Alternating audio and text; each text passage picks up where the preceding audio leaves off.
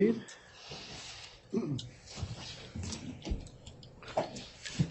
afternoon, Your Honor. Michael Winograd from Brown Rudnick for the TCC. Your Honor, the TCC calls Saul Burian.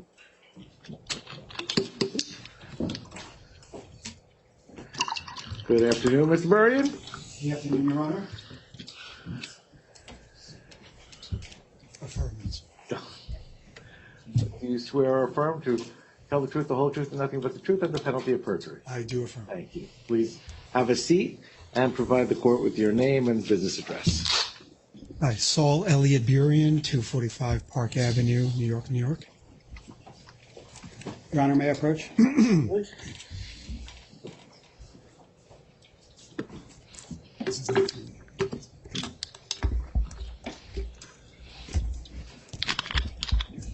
Thank you.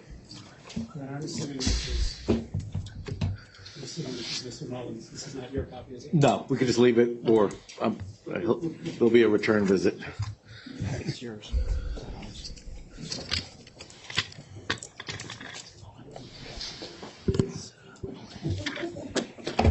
You don't want a second file?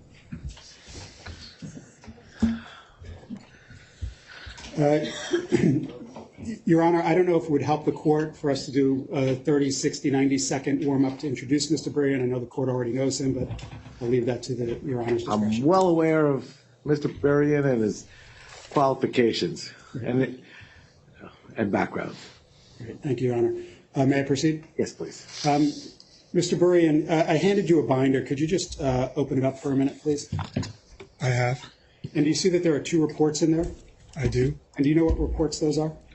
They look like my expert report delivered in June and my rebuttal report delivered later in June in this case.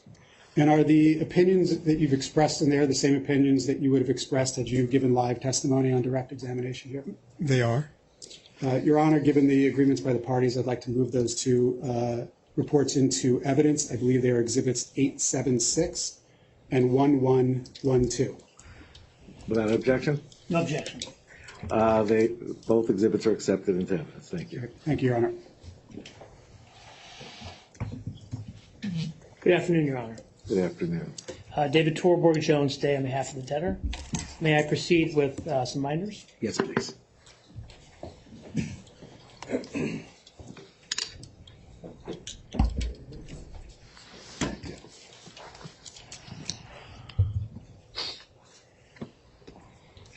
Thank you.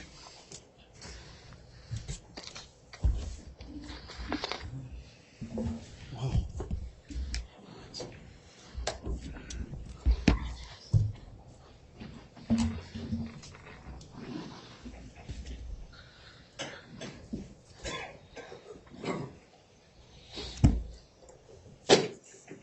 Good afternoon, Mr. Burian. Good afternoon. I provided you with a tab binder with a handful of documents I may use today. We'll also be showing the documents and perhaps other materials on the screen. You might find it easier to follow along on the screen, but feel free to use the binders, your choice. Mr. Burian, it is your opinion that LTL 2.0 is just the latest step in a single integrated transaction that began with a divisional merger of old JGCI and LTL's first bankruptcy, correct? Yes. Likewise, in the expert report you submitted in 2022, you opined that the divisional merger of old JGCI, the 2021 funding agreement, and the filing of the initial bankruptcy were all part of a single pre-planned integrated transaction, correct? Yeah, so that was clearly all pre-planned at the same time. Obviously, LTL2 was a reaction to intervening events. So it's not the same as the first question as to whether LTL2 is part of a pre-planned transaction. I believe it's part of a continuation play, I think I said in my deposition in the NBA, of trying to manufacture a bankrupt in order to deal with talc separate from the holdco operating assets? Is the answer to my question yes? The second question, the answer is yes. The first question, I provided an explanation. Behind tab 10 is your 2022 report. I think I have it now in two different binders, so I'll look, but This is the 2022 report. Specifically, slide 7. this is the one from LTL 1, you're saying? Yes, sir. Okay, Okay. Are you at slide 7? I will momentarily. I am there. You wrote beside number 1, the LTL transaction is a single pre-planned integrated transaction comprised of 5 related interdependent steps. That was your opinion in 2022, correct? Correct. And if you go to pages 9 and 10 of that same document,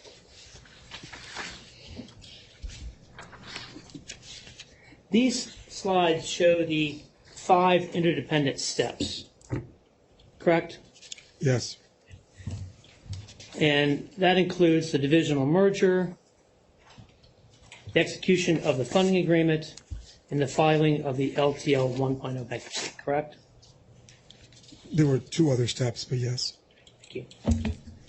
And you testified at the 2022 motion to dismiss hearing that the divisional merger of old JDCI, the 2021 funding agreement, and the filing of the initial LTL bankruptcy were all interdependent steps, correct?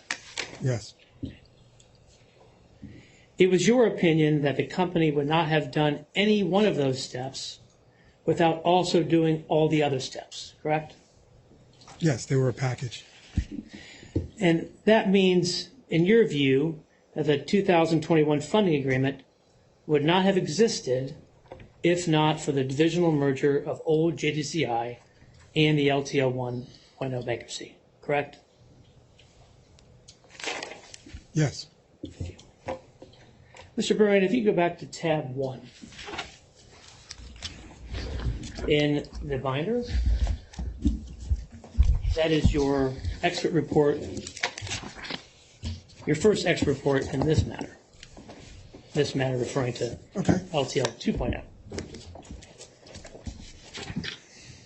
Go to slide 14 for me.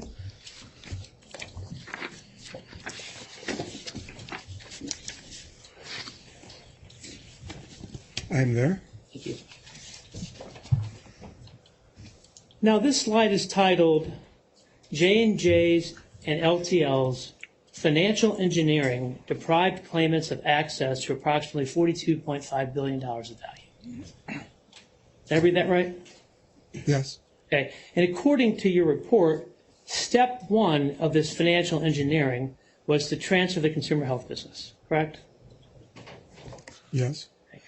When you wrote this report and you rendered this opinion, you had no proof that the transfer of the consumer health business to Holdco's parent in 2023 was in any way connected with a plan to deprive claimants of access to value, correct? Correct. I talked about the effect of the transfer, not the motivation at the time. So the answer to my question is correct. Yes, right? It was yes with an explanation, so it wouldn't be misleading. And if we go to the slide 16, so 2 slides forward, the title of this slide is also titled J&J's and LTL's Financial Engineering Deprived Claims of Access to approximately $42.5 billion in value. Did I read that right? Yeah, it's the same header on the page as what you read before. And step 2 of the alleged financial engineering is the replacement of the funding agreement, correct? Correct. When you wrote this report and you rendered this opinion, you were not aware of any evidence that step 1 and step 2 were connected, correct? I think that's the evidence that it was designed at the same time and connected that way, or that the result were connected. There was the idea that the replacement of the funding agreement, the transfer of the assets without any intercompany claim or value back to Holdco is connected to the transfer of the assets. So if you're using the word broadly, they were connected. When you say, do I have evidence that someone sat down and at the time of the transfer from Holdco knew or thought that this engineering would be necessary for LTL 2.0, my understanding is the Third Circuit hadn't ruled yet, so that they may not have been pre-planned, but they were connected. Mr. Byrne, if you could go behind tab 2, it's a copy of your transcript. And specifically, if you go to page 224. Sorry. Page what, sir? 224. I am Line 18. almost there.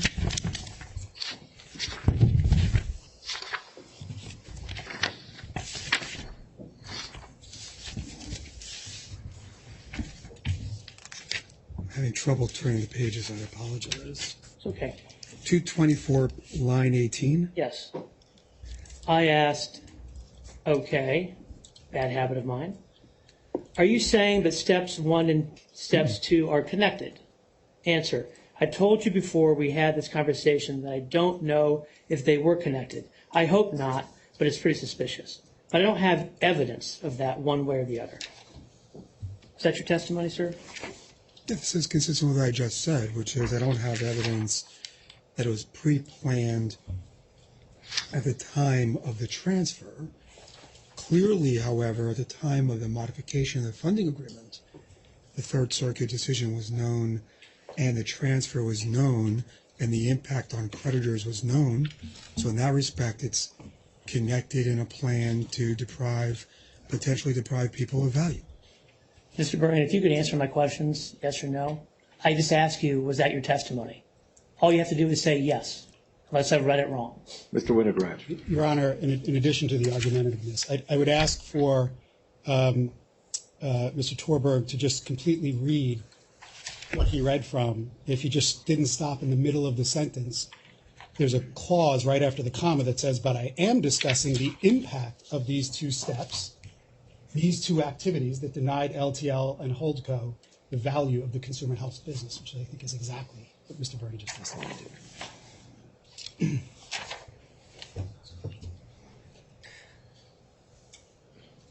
Mr. Byrne, directing you back to your expert report, tab 1.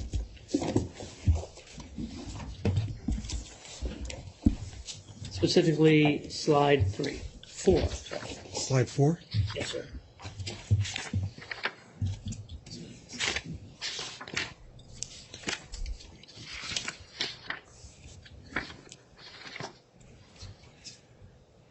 You with me, sir? I am with the scope of the report. Yes, sir. This sets forth the stated scope of your report, correct? Yes.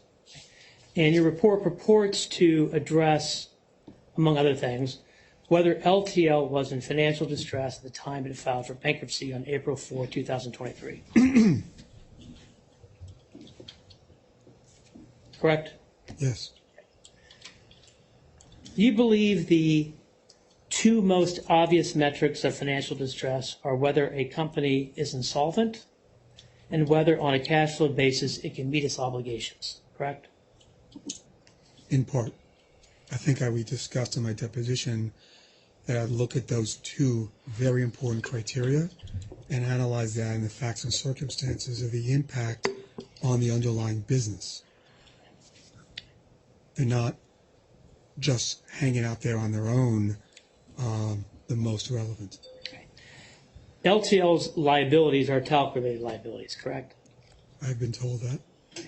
Now, Mr. Burian, you do not have any experience estimating the value of asbestos-related personal injury claims, correct? I am not a claims evaluator. Okay. And you would not consider yourself an expert in evaluating personal injury claims relating to talcum powder use, correct? Correct. For purposes of your expert report, you did not independently perform or provide any opinion on the estimate of LTL's liability for talc claims, correct? I did provide an analysis of opinions provided by others with respect to whether they appeared to be exaggerated or not, certainly within a narrow time frame, but I did not provide an independent valuation or estimation of the talc liabilities themselves. And your initial report does not include any estimate of LTL's talc liability, whether performed by you or anyone else, correct? I believe you. I know we talked about the company's estimates. I don't remember sitting here if it's in this report or the rebuttal report, but I'm happy to take your representation of that. Well, you don't recall in your first report referencing any estimate, correct? Sitting here right now, I don't remember if that's in my first report or second report. Very good.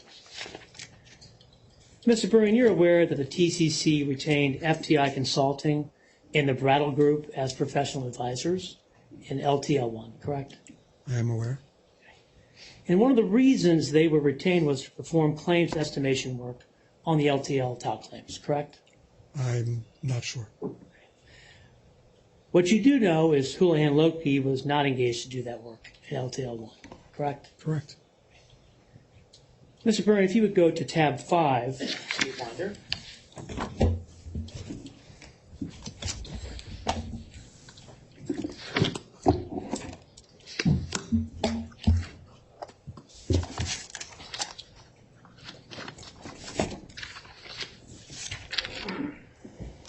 For the record, this is FTI's interim fee application for the period June 1, 2022 through September 30th, 2022. It's Debtors Exhibit 544. Mr. Burrian, if you would go to, should be a posted note to assist you in getting to the page I'd like to ask you about. Are you there? The posted note appears to be on paragraph 33. Yes, sir.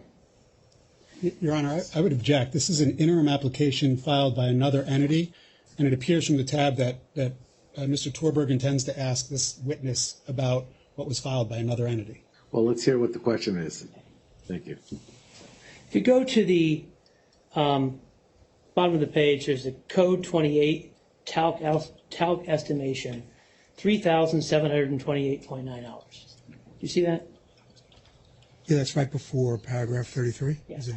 Yeah. And then paragraph 33 says, during the third interim period, the applicant reviewed and analyzed historical trust distribution procedures, asbestos trust, personal injury questionnaires, and verdicts to assist the committee in understanding the debtor's talc liability. The applicant also conducted research and prepared various analyses regarding the future talc claims in connection with the debtor's talc liability. The applicant also spent time preparing presentations for the Rule 706 expert and the committee regarding the debtor's current and future talc claim estimates, as well as preparing statistical models in connection with the forecast of future claims. You see that? Yeah, future talc claims, but yes, I see Okay, that. thank you. Your report did not address or consider the talc liability estimation work that FTI had spent at least 3,728.9 hours performing on behalf of the TCC, correct? I do not reference FTI's work. Now, Your Honor, I object again. I don't understand the line of questioning. He's asking about. There's no foundation for this document. It's a document that's filed with the court by another company, and I don't understand why. It's not being offered for the truth of it. It's whether he's aware that they did work and did his report reference it. If they did work. Well, he can answer that. thanks, Your Honor. Thank you. Now, Yes or no? That's the rule. I missed the exchange. I missed that. The Rule 706 expert was Mr. Feinberg, correct? I know Mr. Feinberg was retained by the court to estimate talc-related liabilities. I'm not familiar with what Rule 706 refers to, so I don't know that that's Mr. Feinberg. But if, again, I'm happy to take your word for it. I thought you were a lawyer. I thought you might know that. I haven't practiced in 22 years. Fair enough. You had multiple meetings with Mr. Feinberg, correct? Obviously, weren't not that memorable since at my deposition. I only remembered one or two of them, but I had multiple meetings with Mr. Feinberg. If we go to the next tab, tab 6.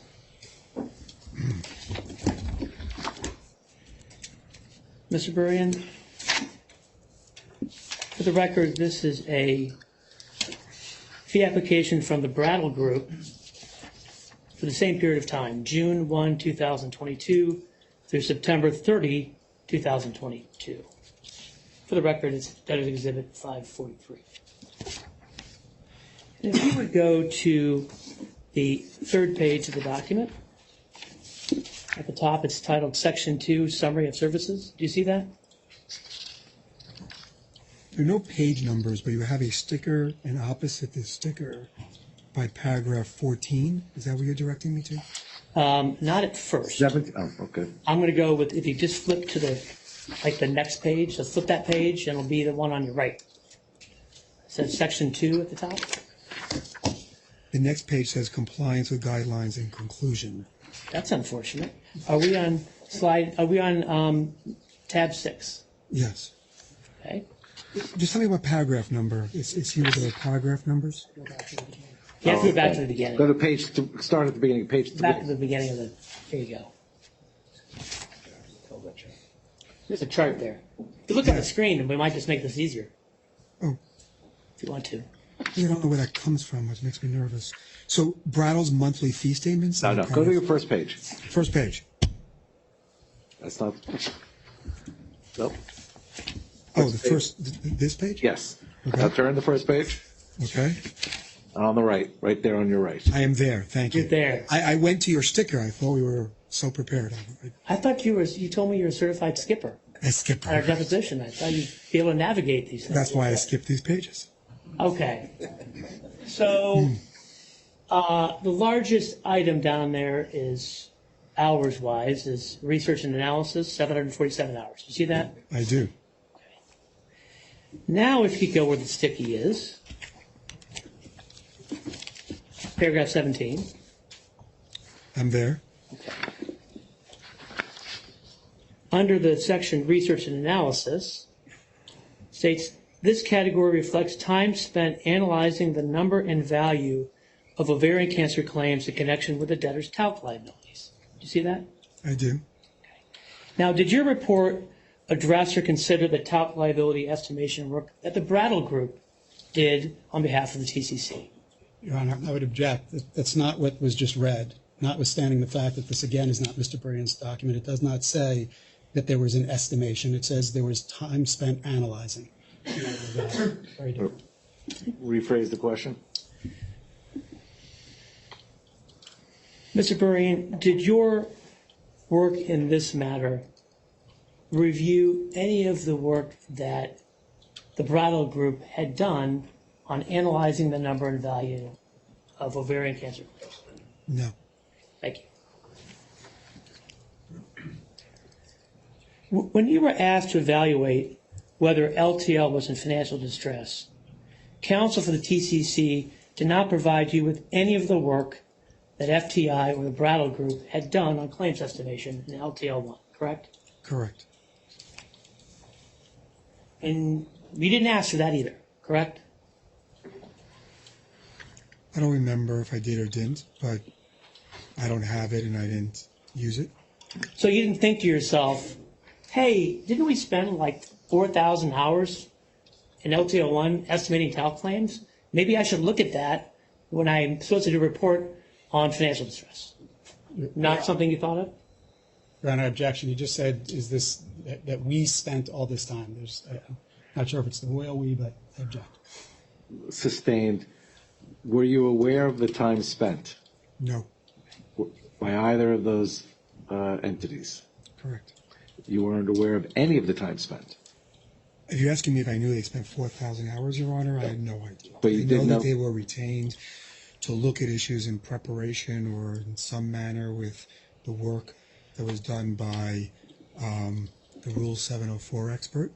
I knew that, but I don't know what the product was. I never saw anything of them, and to the best of my knowledge, there is no estimation or final document. Well, I just don't know. You do recall being provided a report from FTI on claims estimation, which you opened, started to peruse, and then decided had nothing to do with your work, correct? But I said in my deposition, and it remains true, that I do remember that there was a call about trust mechanics and other items where FTI had a presentation regarding claims, and I dropped off after a few minutes because it wasn't something to do with me. I'm not even sure what the topic of that report was. I joined thinking it was a plan call and not about estimation of claims call. And if it was a plan call, you would have stayed around because you were involved in planning, correct? I was actively involved in trying to find a solution to this mess, and therefore understanding the different plan dynamics were important. I was also active in some portions of, as I still am today, in some portions of what would be a TCC plan, but I would not be involved in things like estimation of tort claims.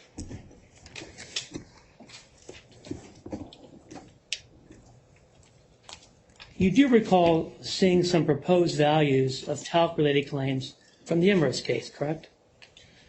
I think I testified, and it still remains true, that someone has been talking about what the committee TDP looked like in Emirates in a plan that was never confirmed, and I said that was the extent of my knowledge or participation in that issue.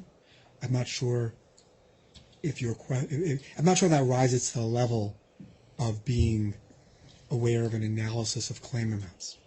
Well, you've seen amounts regarding the value of claims, correct? From Emirates. One more time. I have not seen amounts. I've seen a TDP that was filed in the Emirates case by the TCC that had a whole grid with some numbers in it that someone told me at one point that there was, for the highest level, there was X amount that might be due. If you would go to page 129 of your transcript, which again is tab 2.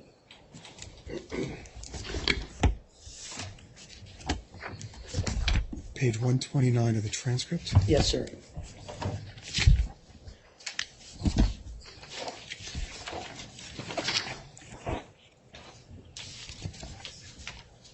I am there. Okay, I ask you, starting on line 18, okay, do you recall just knowing what the general number was, regardless of whether you saw a presentation? Answer, I mean, number of claims we talked about before, value of claims I've seen. You know, I've seen the Emirates grid, never got confirmed. I've seen other things. I've seen all the work that Mullen did. So I guess I've seen bookends of the value of claims, but I don't have any special knowledge or information that J&J doesn't have. Thank you. Is that your testimony? Yeah, and it's still accurate. I forgot in answering your question that I read the Mullen report, and the Mullen report has an estimate of claims in the report. So I guess any cross-references Emirates. So in that regard, that's another data point that I've had regarding Emirates. For your work in this case, you did not use any of the Emirates values or anything else you saw in evaluating whether LTL was in financial distress. And I'm speaking of your initial report. So just to be clear, you're asking me if I used a draft TDP in a plan that was never confirmed that I only saw briefly in an expert report in this case? That's what I'm That's the asking, yes. question. As you could tell from the tone of voice, no, I didn't, and nor would I.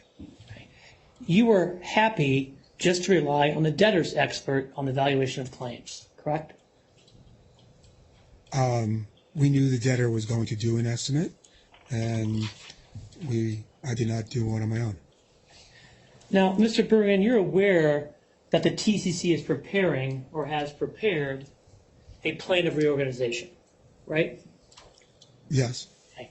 No one has shared with you any of the terms of that plan, including any proposed claim values of the type that you saw in the Emirates case, correct? Your Honor, I would just caution the witness not to answer to the extent that anything is privileged, although I think this would be simple.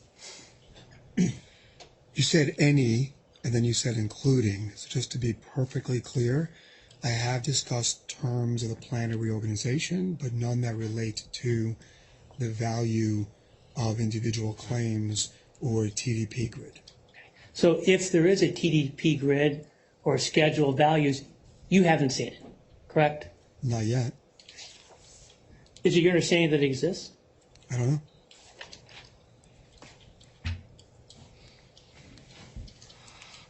So again, Mr. Burian, you did not conduct evaluation of TAL claims in evaluating financial distress, correct? Correct.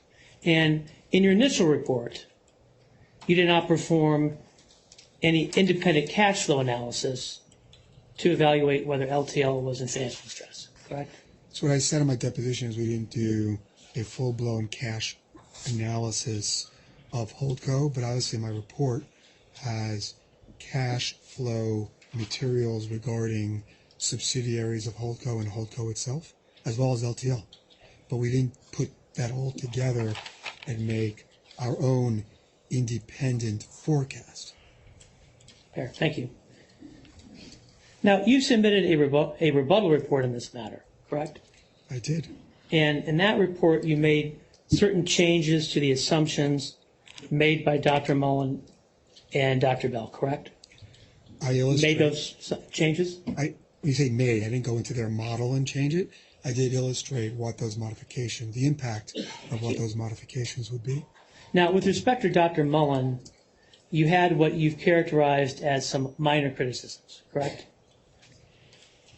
It's up to the court to determine whether they're minor or major. I have a list of 4 or 5 items which we can review.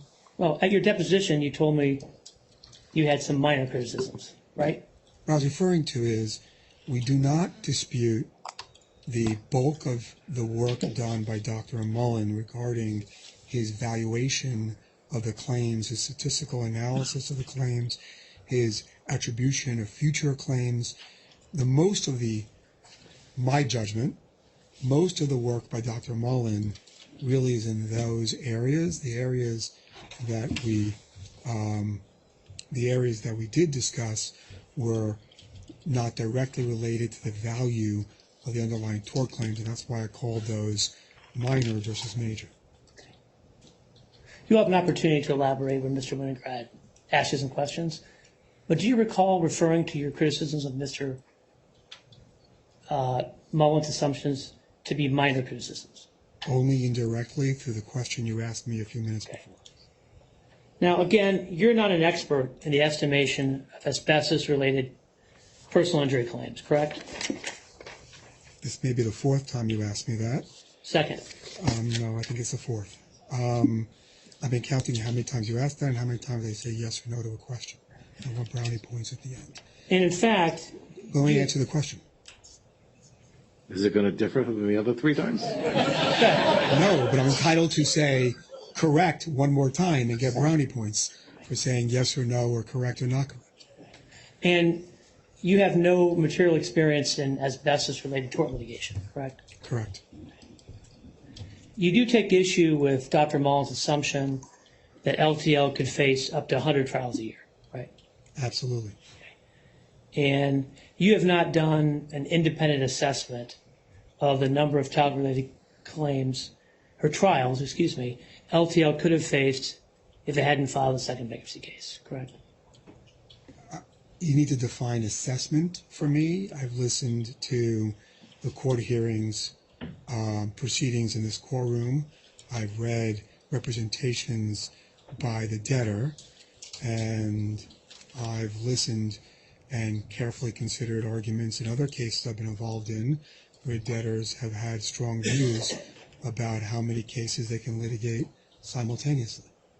I don't know if that rises to the level of assessment in your mind or not. You didn't speak with any lawyers representing members of the TCC for their views about how many trials could occur on an annual basis, correct? Yes and no. The answer is I have not specifically spoken to the tort claimants members about that issue. And you didn't read Mr. Birchfield's testimony when you submitted your rebuttal report, correct?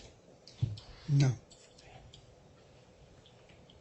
In the case of Dr. Mullen's assumptions, all the changes that you made serve to decrease the near-term costs of talc litigation, correct?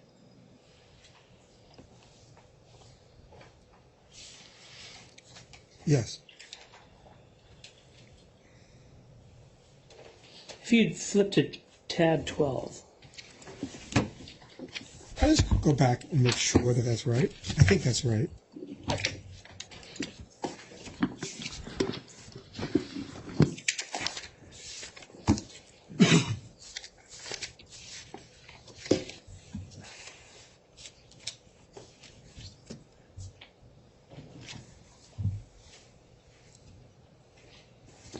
I'm not 100% positive that's right about the fourth and fifth one. If you turn to page 11 of my rebuttal report, it probably has the same impact, but I want to be clear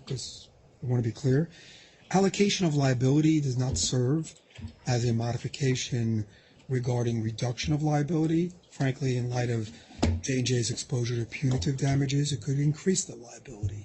So we just point out that there's no allocation. I'm not sure that's fair to say that's an increase or decrease. With respect to settlement values, I do point out that Dr. Mullen claims that his estimates, that would also be a decrease. He claims they're high, and I point that out. So I guess you're right. That one, we don't increase the allocations.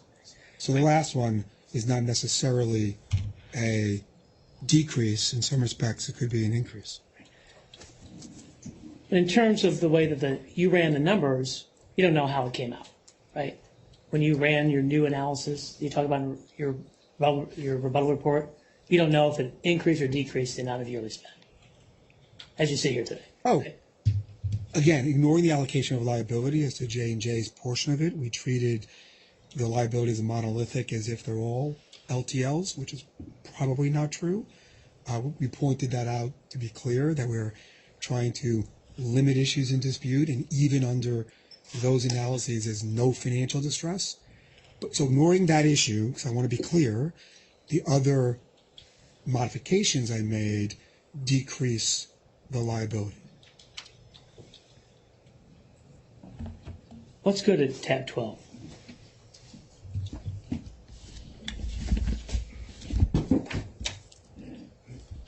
It was the sanitizer, not the Bible, Your Honor, that fell. Let me know when you're there. I am there. Thank It looks like a plan of reorganization for Immerse. Yes, sir. You go to the last page.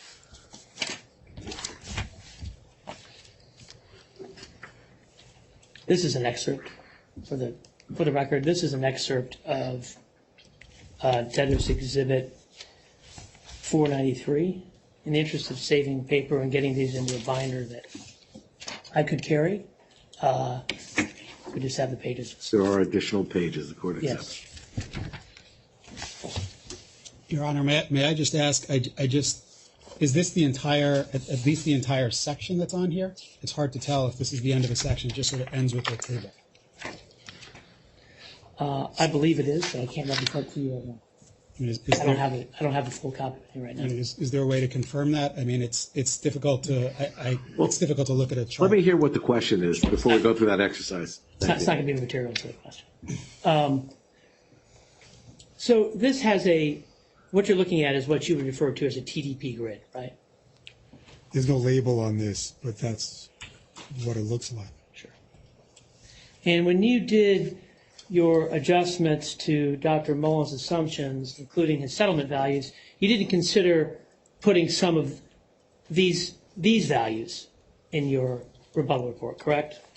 The question makes no sense. I can't answer yes or no, since I made no adjustments to Dr. Mullen's settlement values. Just make sure I understand the question. I did not change any of Mr. Mullen's analysis about his estimation of underlying claim settlement values. You could have done that, but you didn't, correct? It sounds like you want me to be damned if I do it, damned if I don't. But no, I don't think I'm qualified to have done that. And with respect to your changes to Dr. Bell's assumptions, all of your adjustments to cash inflows serve to increase cash flow, correct? Yes. Okay. One of your adjustments is to assume that a $1.8 billion dividend issued by GH Biotech in 2022 would make its way up to Holdco in 2023, correct? It was illustrative, but yes. But you don't pretend to know that this dividend will in fact be paid to Holdco in 2023, correct? It's besides the point, but correct. Go to, The chart does not say it will be received, nor does the chart represent that I know it will be received. The chart is illustrative as to the ability of Holdco to receive cash. go back to your, The process will be smoother if we just stick with yes or no until there's a question. go to tab 7. Mr. Burrian. This is in your binder still? It is in my binder, yes, sir. Rebuttal report. You can use the other one if you like. It doesn't matter to me. Fine.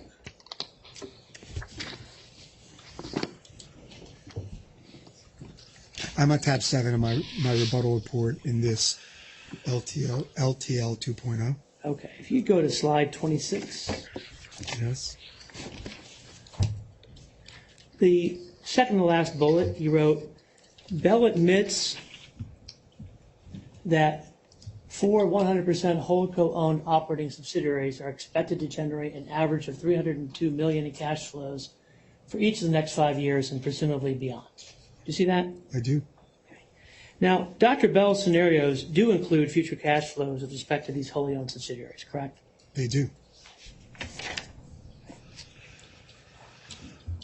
Mr. Burrian, you believe a company can be insolvent from a balance sheet perspective, but still not be in financial distress, correct? Correct.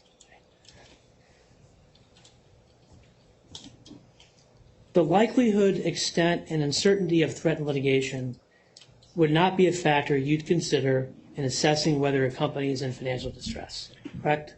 Standing alone, just because a company faces litigation that may be hard to value, is not an independent factor of financial distress. Right. It wouldn't be one of your factors at all, correct? I think we had a discussion, it was a philosophical discussion, is when is something a factor that you discount to zero, or when is something a cause or an impact and you look to see whether it has, it becomes a factor, right? That's nuance, not financial analysis. Why don't we go to your deposition, tab 2 again? Yes.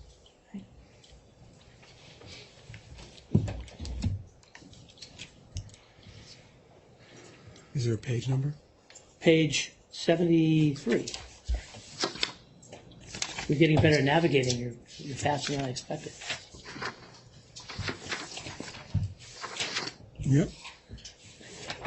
I ask you the question, so line 23 on page 73. Next factor you list is the likelihood, extent, and uncertainty of threat and litigation. is that, do you agree that that's a factor that should be considered in assessing whether an entity is in financial distress? You answered, listen, the man, and you're referring to Dr. Bell, cites nothing. He's clearly making up factors to try to fit within this case. He is trying to say that I have to look at these potential liabilities on litigations as a factor. I've said earlier that threatened litigation is relevant if it's certain and near term to meet the Third Circuit test. And then you go on for a while, and you finish by saying it wouldn't be one of my factors, correct?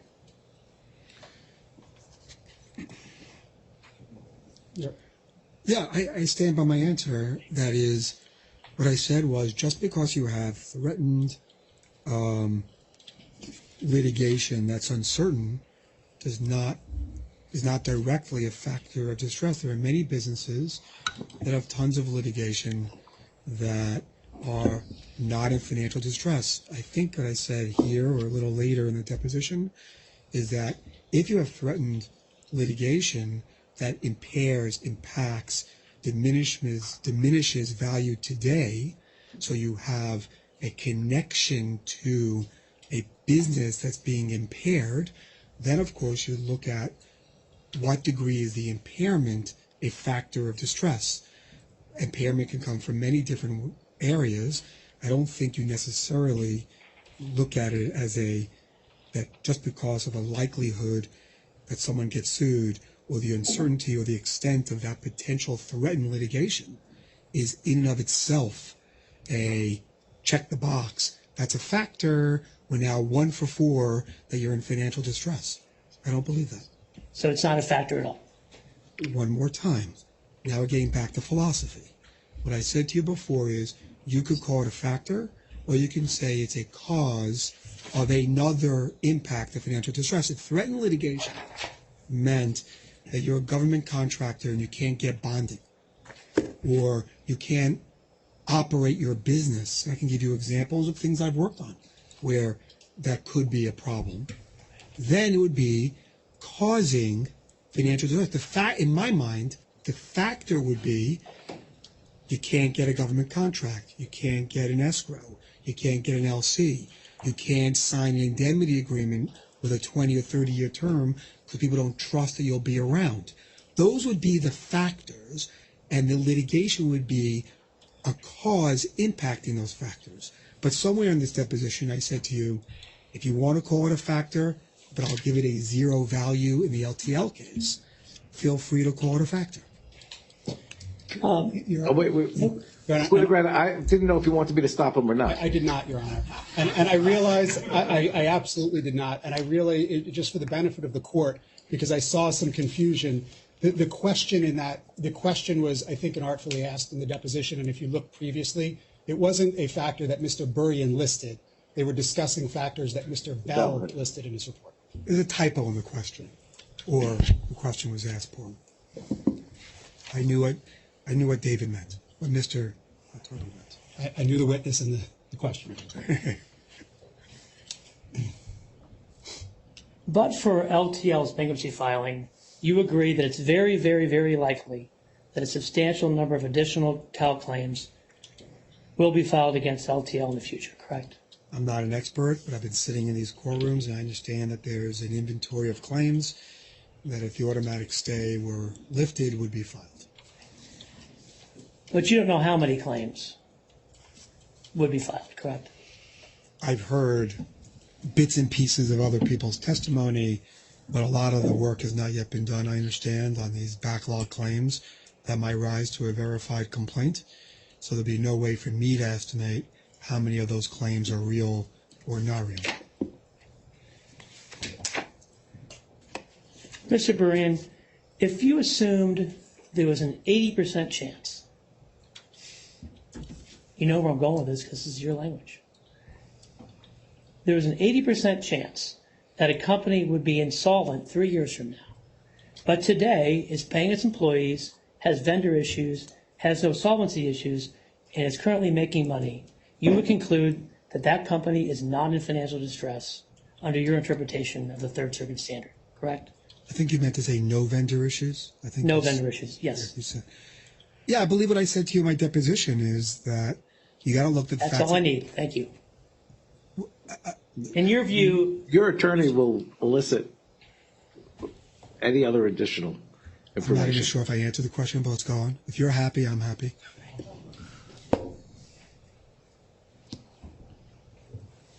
could I hear the answer back? Because now I was getting nervous, I didn't get the answer that I needed. Okay, oh, sorry. Could I get the answer read back for his? No? Okay. Haven't done that in years.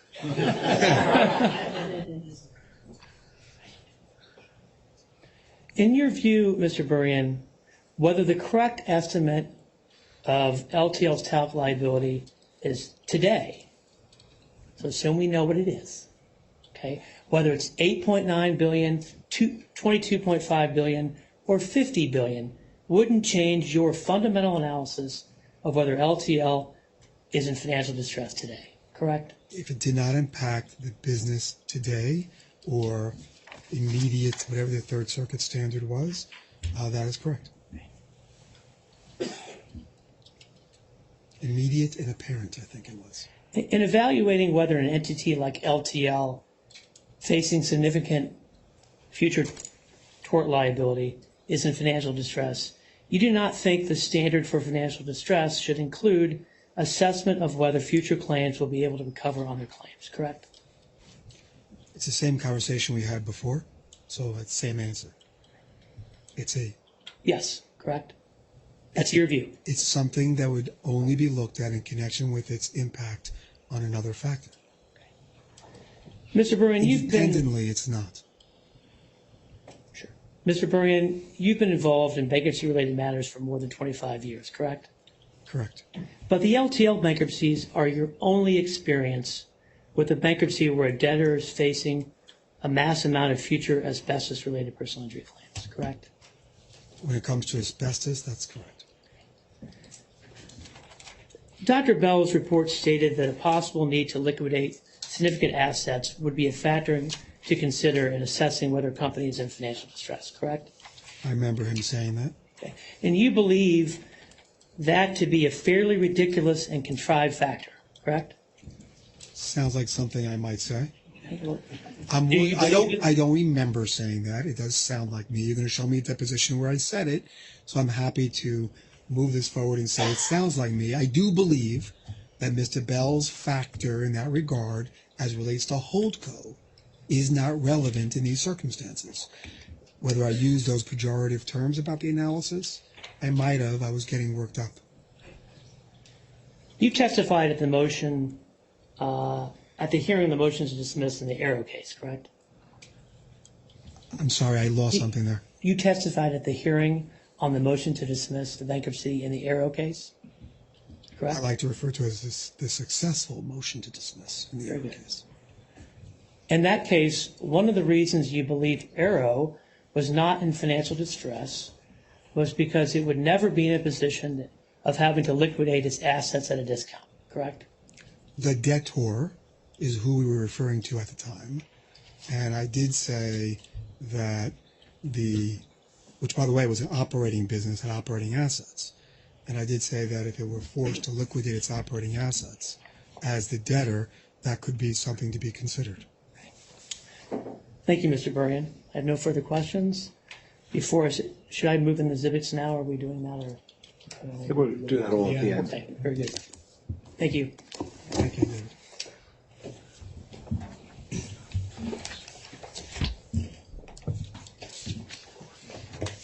Let me just ask a quick question before you start. You can. Sure, absolutely.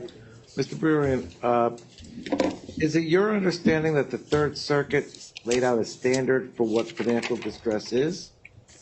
Or immediate and imminent? Or a type of financial distress for which a debtor should be able to file bankruptcy, a Chapter 11 case? In other words, is financial distress dependent upon an imminence or immediacy? Or is that simply required to file Chapter 11? Just trying to understand if there's a distinction. So I'm not a lawyer, and I'm not going to be arguing. Well, you've been discussing the Third Circuit standard, so I want to know what your understanding is. I just want to be careful.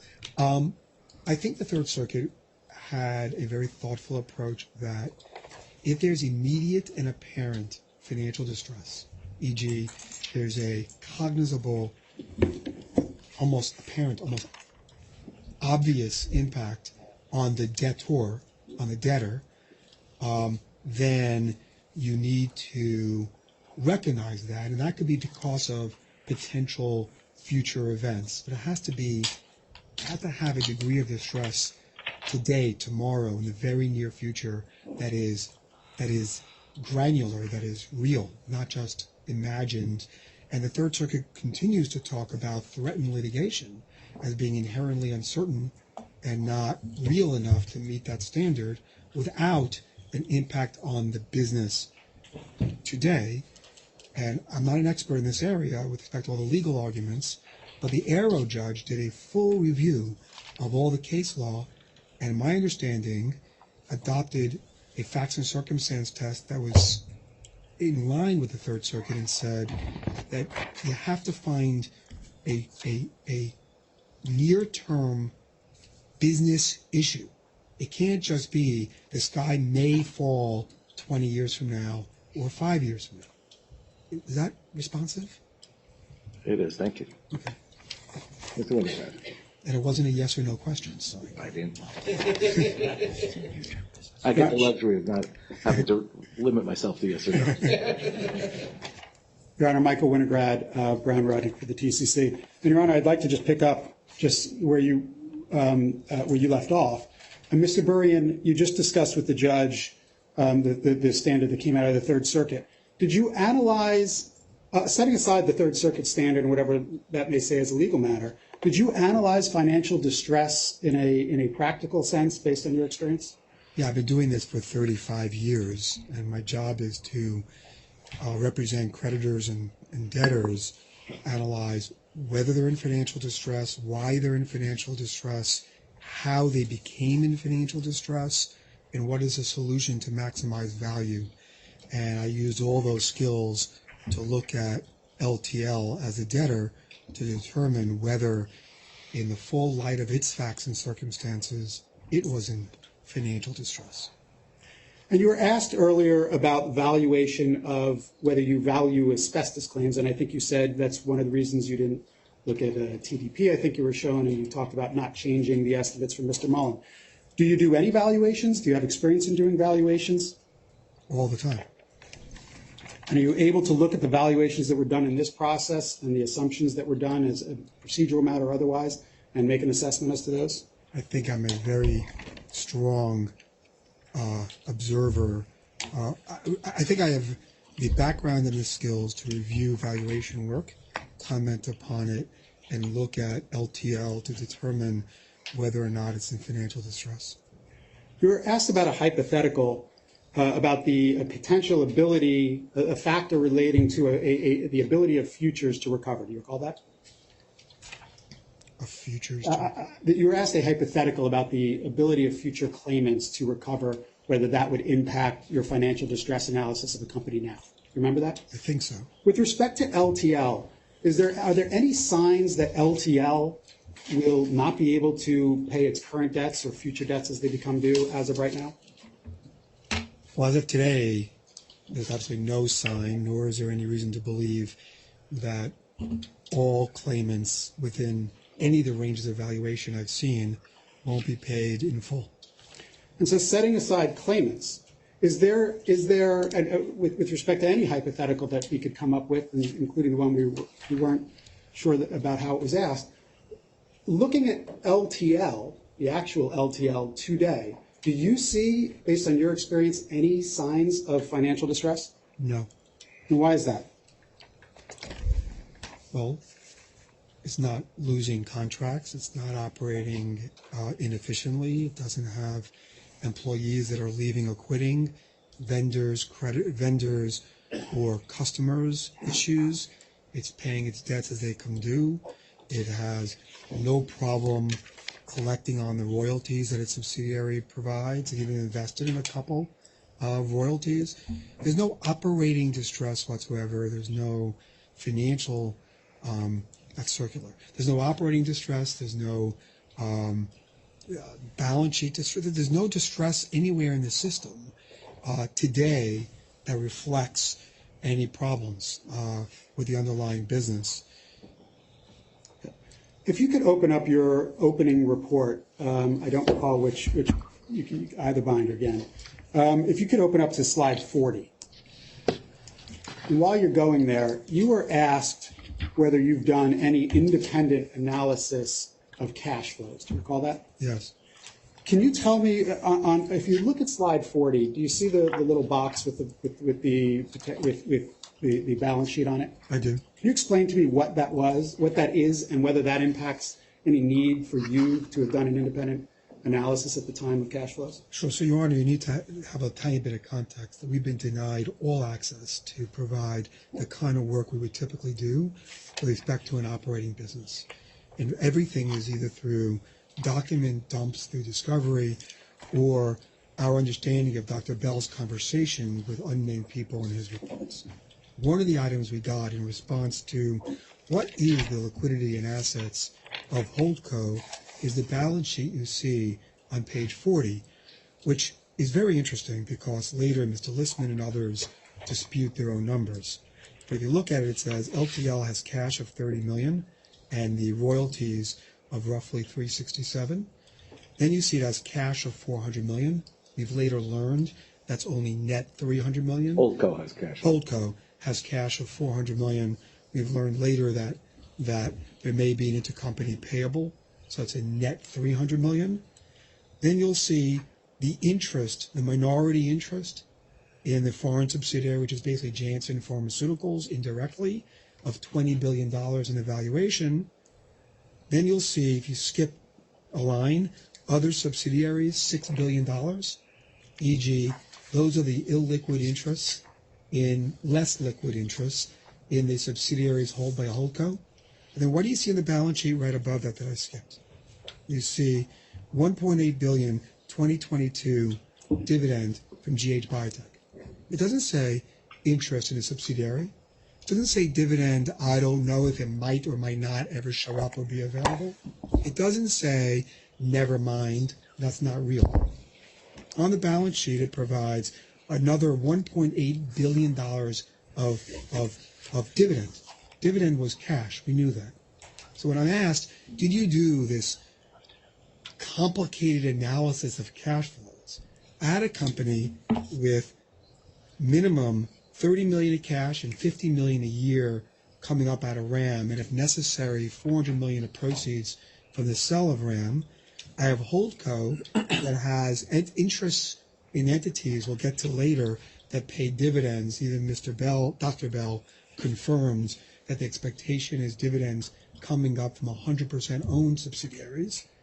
We know that there was a plan for another $5 billion dividend, of which only a portion would get to Holdco, which we can discuss in a minute. I didn't have some of those details when the report was issued. And we knew that there was another 1.7 something billion dollars that Holdco had. I now find out, well, it doesn't really have, it might have had. In my left pocket it had it, in my right pocket it didn't have. When you're talking about near-term cash flow liabilities, right, the need, even Dr. Bell doesn't presume, in the worst of his worst-case scenarios, that this money would be necessary in the short term. So there was no analysis to be done. So I'd like to, Your Honor, may I approach? Yes. I'd like to hand you the declaration of Adam Listman. I just printed another copy, Your Honor. I didn't know if it would be handy for folks.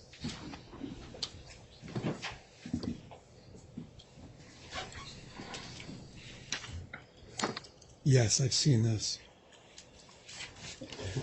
Okay, so have you had a chance to review this? If this is the declaration that Listman filed shortly before the start of the trial, mentioning me in a bunch of paragraphs, yes. Okay, and if you could open up to page 16. This is where he says responses to certain of Mr. Burrian's assumptions and conclusions, correct? Yes. Now, I just want to be clear about something. Did you do an analysis as to whether there would be financial distress at LTL, taking Mr. Mullins' scenarios and numbers, and Dr. Mullins' numbers and scenarios, and Dr. Bell's numbers and scenarios, without adjusting anything, just taking their numbers for what they are? Did you do an analysis of financial distress based on that? Yes. And what did you determine? Without any modification whatsoever, it does not rise to the level of what a practitioner would call financial distress, nor what the Third Circuit defined as financial distress for purposes of being entitled to invoke the powers of bankruptcy. If you look at paragraphs 41 to 42, you can see that Dr. Mullen discusses, let's strike that. So after doing that analysis, did you then do an analysis where you actually looked at some of the assumptions underlying Dr. Bell and Dr. Bell's liability analysis? Sorry, strike that. Dr. Mullen's liability analysis and Dr. Bell's cash flow analysis? I had the pleasure of doing it twice, since Dr. Bell changed his analysis shortly before the trial. Okay. And when you did those analysis, so you did one analysis just taking their numbers for what they are, when you then looked at their assumptions, did you challenge some of their assumptions that you believed were faulty? I did. Okay, and here in paragraphs 41 and 42, there's some criticism of one of those challenges to assumptions that Mr. Listman makes. Do you see that? I do. And do you have a response to Mr. Listman in these paragraphs? Yeah, so I don't want to quibble with my own counsel, but 41 and 42 is a much more broader point than just the analysis of Dr. Bell and Dr. Mullen. The point that Mr. Listman is making is I have no right to assume that J&J will support its subsidiaries if it has a liability that is due for which it does not have immediate cash to pay. And he points out that the only document I received that discusses J&J's policies in this regard specifically says it will support distressed subsidiaries. He says, no, that's not true, that actually there are 3 occasions when I almost said Purdue again, when J&J would have not continued business or supported a subsidiary. And he cites Alios, and he cites Sitebox, and X Biotech. And what is your view on those entities that he cites? This is thoroughly non-responsive. This is, if not purposely intended to mislead the judge, it's pretty close. These are 3 businesses that J&J invested in that didn't work out. So you know what they did? They shut them down. And you know what they also did? They paid all of their liabilities. No bankruptcies, no unpaid employees, no scientist going home to his wife and saying, my research didn't work out, I didn't get paid today. Right? These are situations in which J&J conducted itself like every other pharmaceutical company that develops drugs. Some work, some don't work. They're still in the contact lens business. They're just not in that contact lens business. They're still in the drug business, just not in this drug. Didn't work out. But as far as I can tell from the search of the discovery, from the search on the internet and Google and all the rest, there has never been a bankruptcy in an affiliate of J&J. There's never been that J&J abandoned the business and did not pay its debts and liabilities as contracted and as it was due and owing. They may not like it at times, but they pay their bills. If you look at paragraphs 43 and 44 of Mr. Listman's declaration, this is a second criticism with respect to you, where he's talking about your report's assumptions concerning dividends. Do you see that? Or cash flows?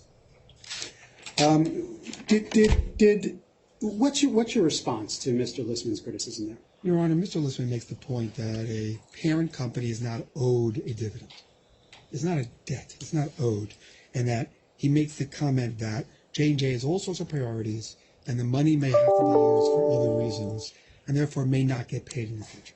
That's basically what 43. I may be giving it too much credit. That's the point he's trying to make in 43 and 44. There are 2 or 3 responses. One is, Your Honor, the balance sheet we received says an asset is $1.7 billion of the dividend that was recently paid. It sure looks like it's owed and that it's there. Number two, even if it's not directly owed, J&J has a long course of conduct of billions upon billions of dollars coming up through one of two sources from foreign and domestic subsidiaries, either dividends, or when they want to avoid transfer pricing issues or tax issues, they make them intercompany loans. They just lend it to domestic pay. The parent is paying $10+ billion of dividends a year, share buybacks of billions of dollars. They're an enormous consumer of cash. Where does that cash come from? Not because they leave the money in subsidiaries around the world and just stockpile it. And let's look at the evidence I had at the time when I wrote my report. One is the subsidiary that creates all the cash behind Holdco that Holdco only owns 1/3 of roughly, has a subsidiary beneath it to which all the cash has been provided, over $20 billion. And you know what happened to that cash? All lent to J&J through intercompany claims. It all found its way to J&J Treasury. When J&J actually issued the $1.7 billion dividend, $5 billion of which 1.7 belonged to Holdco. You know what happened to that money? They're right. It's not at Holdco. It was provided to a wholly owned subsidiary of Holdco indirectly, and subsidiary of Apsis, which you may hear about. You know what happened to that money? You're right. Intercompany loan back to J&J, used for corporate purposes. They have no problem accessing cash when they want to. So Mr. Listman makes the point, Mr. Burian makes believe that a dividend is owed, ignoring the fact that that's the balance sheet I received with respect to that one dividend, ignoring that Mr. Bell assumes dividends out into the future into perpetuity, or at least for the 3-year period he analyzes, and ignoring the fact that there's always been access to cash when it's necessary in the history of J&J. I think that this is at best misleading, that my report depends on the payment of these specific dividends. May I approach, Your Honor? Yes, please.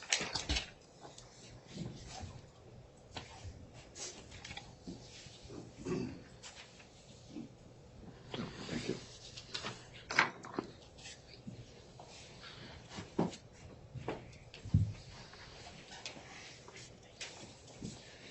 Now, Mr. Burian, you mentioned a little earlier that after you had done your rebuttal report, Dr. Bell submitted a supplemental report, and that accounted for, well, that's right, correct? Yes. And do you know why he submitted a supplemental report? Excuse me, Your Honor. Is this produced to us in advance of today? It's a demonstrative. Is the information, the data produced to us in advance of today? No, it's a demonstrative, and I'm going to explain exactly what it is. It's the same chart that was in his initial report, in his rebuttal report. You say his. I'm sorry, apology, Your Honor. It is the same chart that was in Mr. Burian's rebuttal report that is simply adjusted based on the supplemental report that came in, well after all the reports have been filed. I object to this going into evidence or any consideration of it. It has numbers on it. It should have been produced to us so we could look at it and evaluate it. Your Honor, It's totally improper. Your Honor, the It's not supplemental. coming into evidence. You can testify based on it. Okay. So, Mr. Burian, do you remember the date on which Dr. Bell submitted his supplemental report? I do not. I remember I was quite worked up about it, but I don't remember the date. Does June 20th of 2023 sound familiar? Can I take your representation? I don't know. So I want to just flip through these. There's only 3 sheets. If you could take a look at page 1. This is the original scenarios that Dr. Bell had, correct? Yes. And these are the scenarios that are this is the table that you had in your opening report, correct? This is the data from which the table is drawn. This is Dr. Bell's assumptions regarding how he analyzes Dr. Mullen's information. And now if you look at the second page, these are adjusted dividend scenario assumptions, correct? Yes, these are the new scenarios that Dr. Bell, he dropped one. Notice the one that Dr. Bell dropped is the one that assumed no dividends, right? He accepts the fact that dividends have been paid. And these are the updated scenarios that Dr. Bell uses for analyzing financial distress. And what conclusions do you draw from this table? Well, I draw a lot of conclusions. I'm not sure how many you want me to say in open court. So, Your Honor, if you look at the first page, you'll notice that in scenario 1, Dr. Bell, after chatting multiple times and relying in his report on conversations with the accountants and lawyers and cash management people at J&J, concluded that 25% of his scenarios would have no dividend, zero dividend, right? Dividend from, be specific. Dividend going to Holdco from GH Biotech and Janssen. At that time, according to the testimony I'm supposed to believe, J&J was actively planning a dividend and then made the dividend after the expert reports were due that Dr. Bell says he knew nothing of. So just to keep in mind that either they did not tell Dr. Bell what they were planning, or Dr. Bell has serious trouble with his scenario analysis, including a scenario that ignored what he was told that dividends would be paid. But ignoring that for a minute, we have 4 scenarios here. All of them show significant cash flow coming up from the 100% owned subsidiaries. And then it has different assumptions as to the cash flow to Holdco with regard to the GH Biotech Janssen entities. In 3 of the 4, in one of them, he merely has the $1.77 billion that at least I thought, and I believe he thought, was already paid or about to be paid, and the other ones have continuing dividends. The second page are, this is what I really meant as my scenarios, and here are the 3 scenarios. In year 1, Dr. Bell continues to ignore the $1.7 billion paid in 2022 that was on the balance sheet of Holdco that Mr. Westhoff testified that he relied on. He ignores that as an asset completely. It doesn't exist. I think the explanation is it was lent to J&J and therefore is no longer available, which of course we know is not true since J&J pays their obligations and it's a demand note. But ignoring that minor detail, he includes $912 million in year 1. You see that, Your Honor? You see it? Where does $912 million come from? Well, Holdco indirectly received $1.8 billion dividend. 912 made its way to Holdco. And again, what happened to that money? It was lent to J&J to be consumed in their cash management system. You know what happened to the other $912 million, which is not listed as an asset of Holdco? It went to that same subsidiary I told you about before. That's 100% owned by Holdco. And then was, once again, there's a theme, lent to J&J from the 100% owned entity controlled by Holdco. So he only includes 912, which okay, because that is a Holdco asset, although it's now an intercompany claim against J&J. He ignores the fact that the wholly owned subsidiary is owed $912 million on a demand note that can be recovered. The other thing he ignores is the $1.7 billion paid the year before. We now found out at about the same time as we got the report from Dr. Bell is also in that wholly owned indirect subsidiary of Holdco and also lent to J&J. So Holdco is sitting on a pocket. Besides all its other assets in my report, it's sitting on an entity that has $2.7 billion of what we understand are demand notes against J&J. Now they'll tell you, yeah, but that money can't be dividended to Holdco. Mr. Lispman will quote paragraphs 40 to 40 whatever in testimony. And they may be right. There may be transfer restrictions, or worse yet, and this is a horrible thing, Your Honor, they complain it may be tax inefficient. They may actually have to pay taxes on the money they earned, which I know is an anathema to J&J and many corporates. I pay taxes. If my wife wants to buy a car, I pay taxes, then buy the car. They seem to believe that it's financial distress to upstream money to Holdco to pay its legitimate liabilities if that's going to cost taxes. Your Honor, this company is so wealthy and so rich, it can pay its taxes. I'm going and still, to stop you. We've gone way beyond. I was stopped. So, Mr. Burian, as of right now, just looking at the cash available to Holdco and the $912 million demand note, how much effective liquid assets are available to Holdco as of right now? Well, I don't have the full up to speed. We talked about the $400 million less $100 million of intercompany claim. Unclear if they really set off against each other or not. So it's a minimum of $300 million, maybe more. Holdco has the $900 million demand note that we know of, right? And then if we're acting independently and acting in the best interest of Holdco, at a minimum, it could direct APSIS to direct the wholly owned Treasury subsidiary to collect on its intercompany claim, and then it would have to engage lawyers and either upstream the money and pay the tax or find another way to lend the money to Holdco to pay its obligations. We have not been given access to the company to understand those, what the tax would be or what the capital sufficiency of that entity would be. And if you turn to the last page of this demonstrative, can you explain to us what we're looking at here? Sure.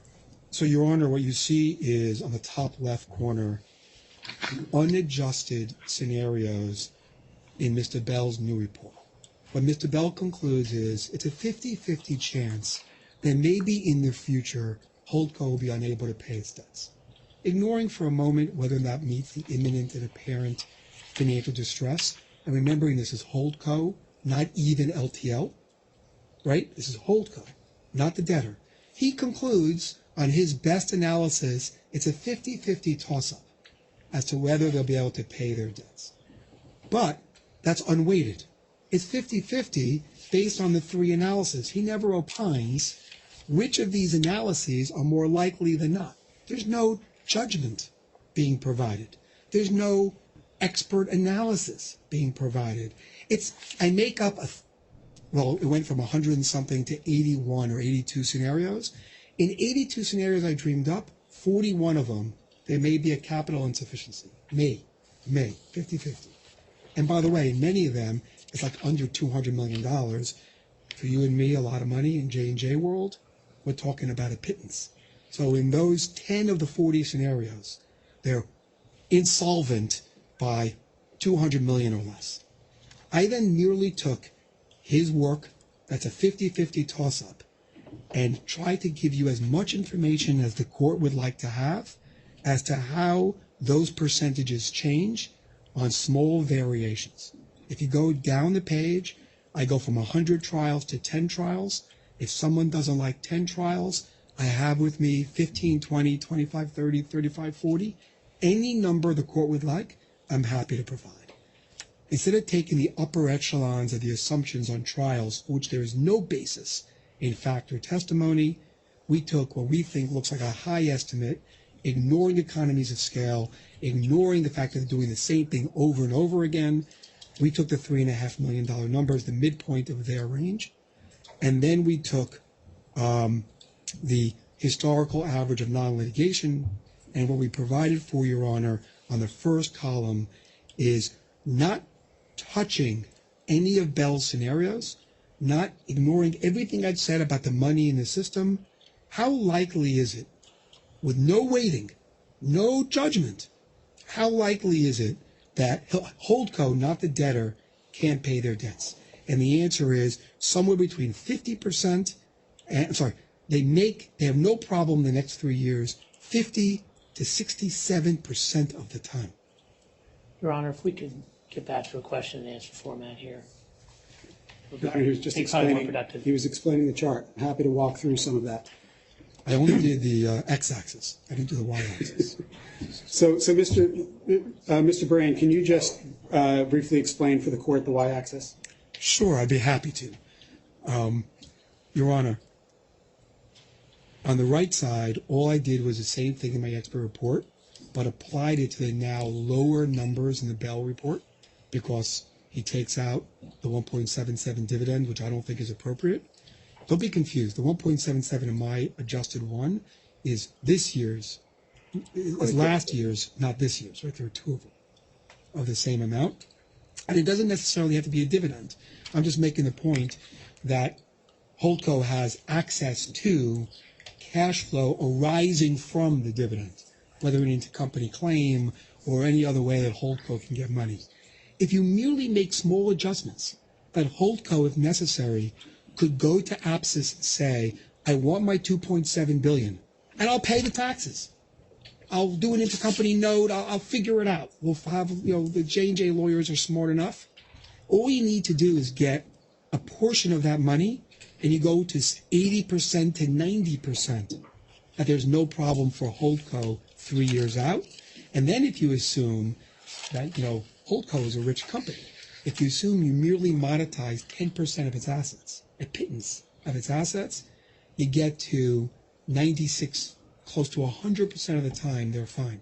The only way they attempt to manufacture financial distress is saying that a 50-50 risk that is totally and completely manufactured and in J&J's control might cause Holdco not to pay its debts and have to sell an asset and, oh my God, might suffer a discount or pay a tax. Holdco's not in bankruptcy. Even if it were, the fact that Holdco paid a tax wouldn't disturb me that much when it has legitimate obligations and women who are suffering and dying every day who deserve to be compensated. So, Mr. Bray, just two final questions. With respect to what you just said, the hypothetical 50% of the time, Holdco may not be able to pay LTL. Despite that, whether it's a hypothetical or a probability, whatever it is, has that uncertainty or probability or possibility, has that impacted LTL either today or as of, more importantly, April 4th, 2023, from what you've been able to see in any way? Absolutely, positively, no. And just to clarify, if you look at the 49%, where you're saying it's 50% of the time, that is just from cash flows, correct? Yes. So what does that not account for any possibility of? Well, under Mr. Bell's analysis, it does not include any of the money sitting at either the wholly owned or partially owned subsidiaries of Holdco. We talked about APSIS with all its intercompany claims. Nor does it include any monetization whatsoever of assets or any continuing cash flow from Janssen or the other operating businesses beyond the discounted dividends that Mr. Bell includes. Does it include any potential financing or loan from J&J? Does not include financing or loans or insurance or anything from J&J or any third party. I have nothing further. Thank you. I'll endeavor to be brief. Me too. Mr. Burian, your fundamental proposition here is that J&J would support Holdco if Holdco needs the funds, correct? No. But you do have that proposition, right? You said that? I believe Holdco independently can protect itself, Okay. and that at a minimum, J&J would get out of the way. But yes, I agree with you that I do believe that J&J, both historically and going forward, and in everything I've seen, would pay and allow its subsidiaries to pay its debts as they come due, and would never, ever allow me to be in control of Holdco and succeed to Holdco's rights as a representative of creditors. And it would rather pay its debts than allow that to happen. And you relied upon a document you referenced that suggested that J&J would not allow a company going into bankruptcy, right? You referenced that in your testimony? It says several things, but that included. And you're aware of the fact that J&J actually did put an entity in bankruptcy. It's called LTL, right? That's why we're here. 1 and 2. Right? Has not paid debt. 1 second. No. Has never. No, you don't get to do that. Okay? He controls the questions. Okay? And you do not render an opinion that all of J&J's subsidiaries are alter egos of each other, correct? I do not render that opinion. And you're not aware of any legal obligation that requires J&J to lend either Holdco or LTL money, correct? Wrong. Not correct. Now, you acknowledged that there was a dividend, a $1.8 billion dividend that might not get to Holdco. Just right? for clarity, you know I said not correct, right? Yeah, I do. Okay, just want to make sure. And you acknowledged that there was a $1.8 billion dividend that might not get to Holdco, correct? Which one are we referring to, sir? The $1.8 billion one that you talked about. There were two of them I talked about. Okay, the first one, 2022. I believe that's the one you were referring to. That was my understanding. And what's the question now that I know which one you're referring to? Okay, you testified that it might not get to Holdco. As a dividend. Correct, right? As a dividend, correct.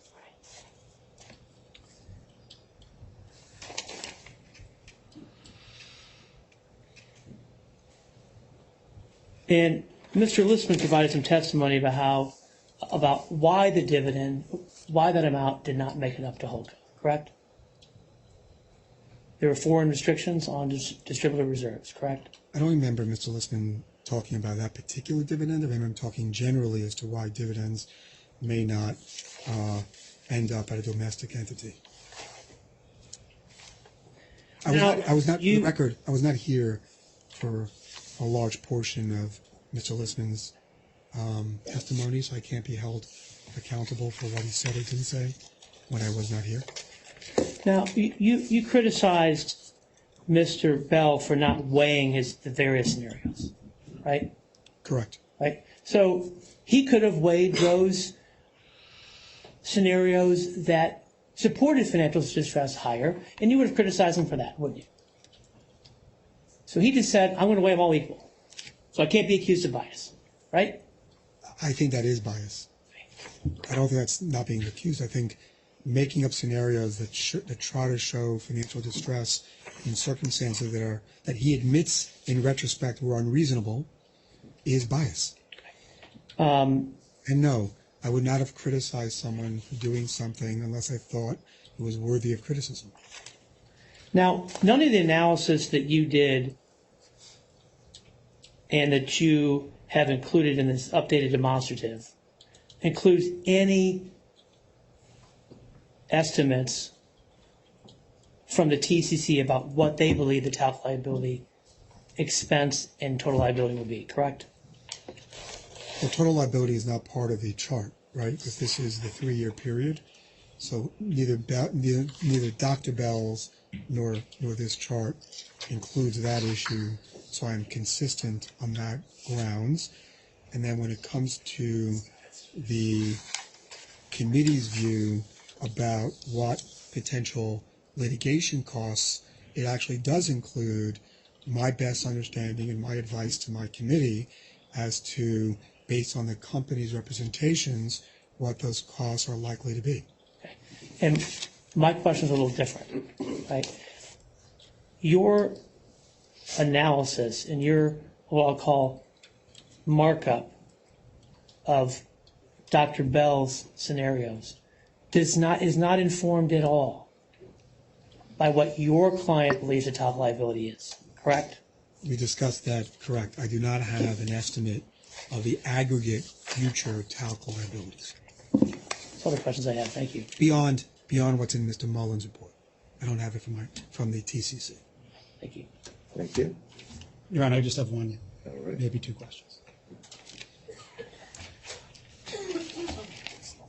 Mr. Burian, in his redirect a moment ago, Mr. Torberg asked you if you knew of any companies that J&J had put into bankruptcy. Do you recall that? I do. And then he pointed out that LTL was in fact put into bankruptcy, correct? Twice. Do you know why LTL was put into? Strike that, Your Honor. Do you know why LTL was created? I do. I think I do. Objection. Foundation. I don't even think it's needed. It's not. If everybody in this room can answer the question I concur. efficiently and effectively. Mr. Burring, Holdco, on the other hand, Holdco is the successor of JJCI, correct?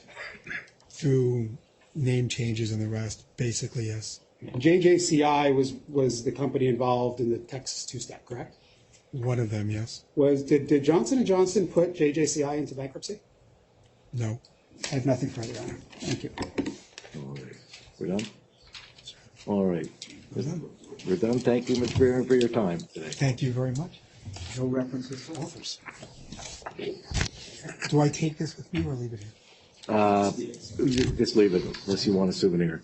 We will let's return at 3 o'clock.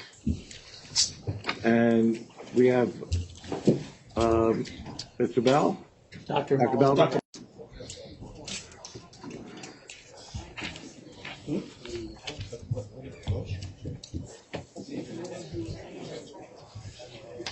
Your Honor, may we just have a quick 2 minutes?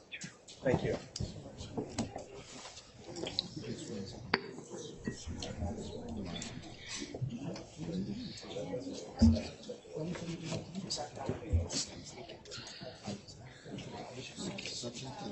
They don't ask how long.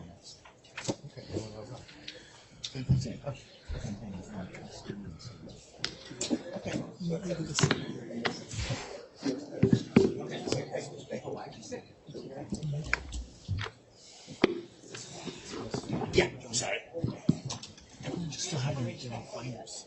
Your Honor, ready to proceed. All right. Let me, are we ready, Wendy? Yep, ready, Judge. Here we go. Your Honor, Jim Jones, again, Jim from Jones Day and for the debtor.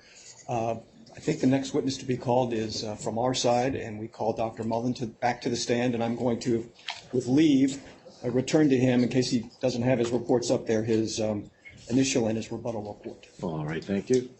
Dr. Mullen, you are still under oath. Understood. Thank you.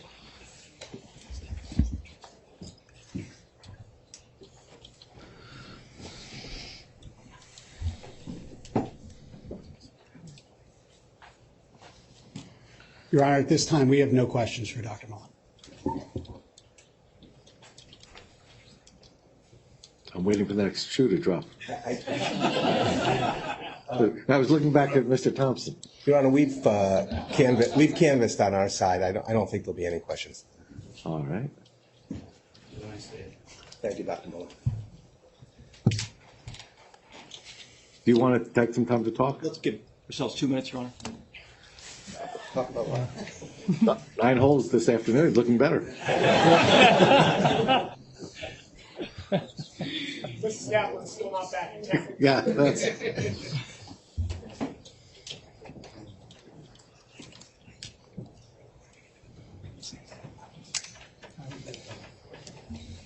Very few questions, Your Honor. Your Honor. Your Honor. I'm sorry, Mike, go ahead. No, go ahead. Your Honor, he's had his direct. There was no cross. I don't think they're entitled to ask any additional questions.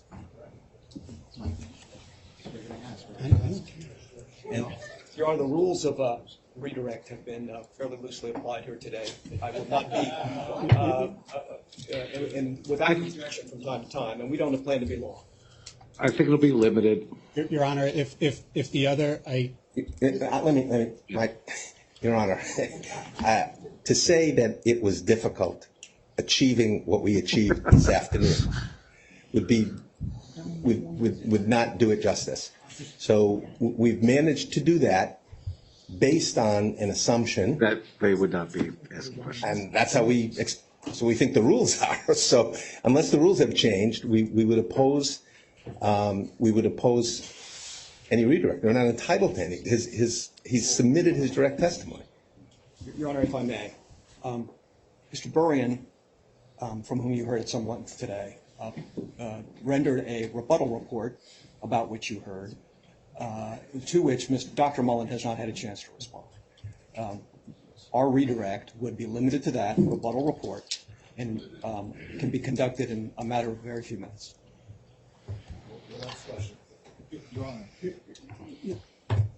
Your Honor, setting aside the obvious that if they are going to ask questions, then I don't, it's not within the rules. We came to an agreement, which they've enforced with us multiple times. The agreement was that directs for fact witnesses would be done by declaration, and directs for expert reports would be done through reports. And that's what was done. There's just no basis to say they now want a second bite at the apple to go after a witness who testified this morning. Your Honor, I really have nothing more to say other than you may be interested in the answer to these questions, and we would like to ask them in as abbreviated fashion as can be done.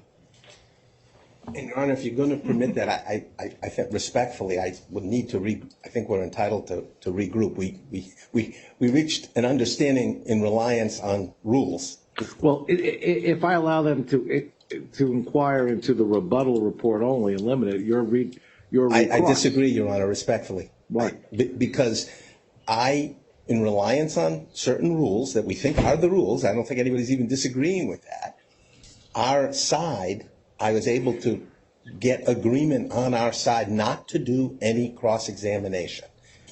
And if in fact the rules have changed and they're going to get to do what they say is a limited redirect, I'm not saying as an absolute, but I think I at least owe it to the other movements to have a discussion to see whether we want to change course and per our right, do crosses.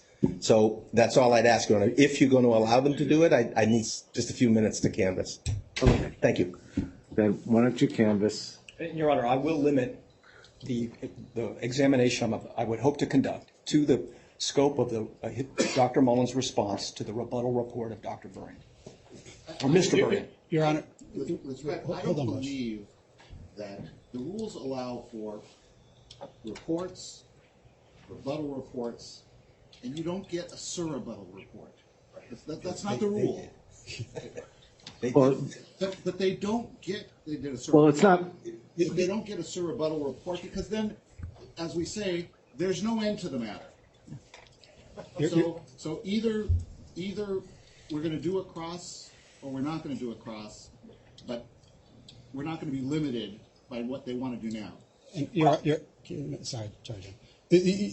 Your Honor, the idea that the scope of a response to Mr. Varian's rebuttal report is somehow limited is just a fallacy.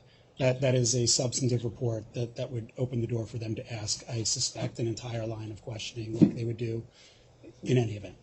So, Your Honor, my last piece to be spoken here is that you saw earlier this morning that Judge Ferguson went into, I would say, liberally beyond the scope of the cross-examination, which may have been no questions or a question or two.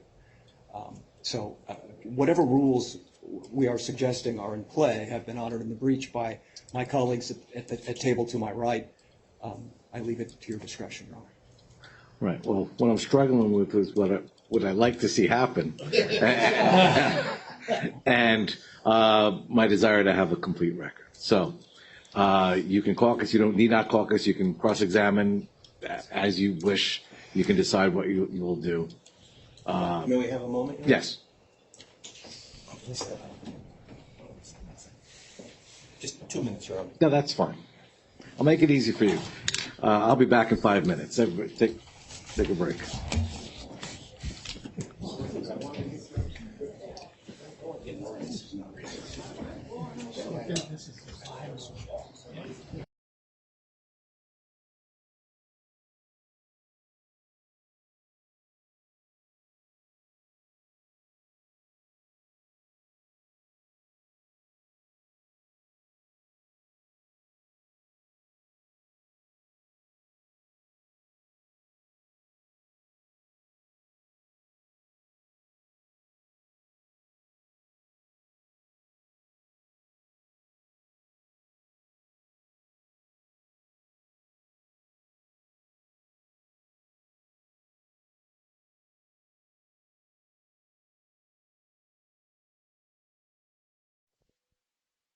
It still shows no microphone up there.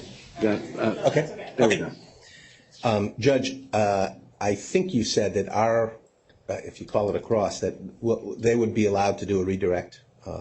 We would then, our cross would not be limited to their redirect. And if that's what you said and those are the rules, Your Honor, we're prepared to move forward.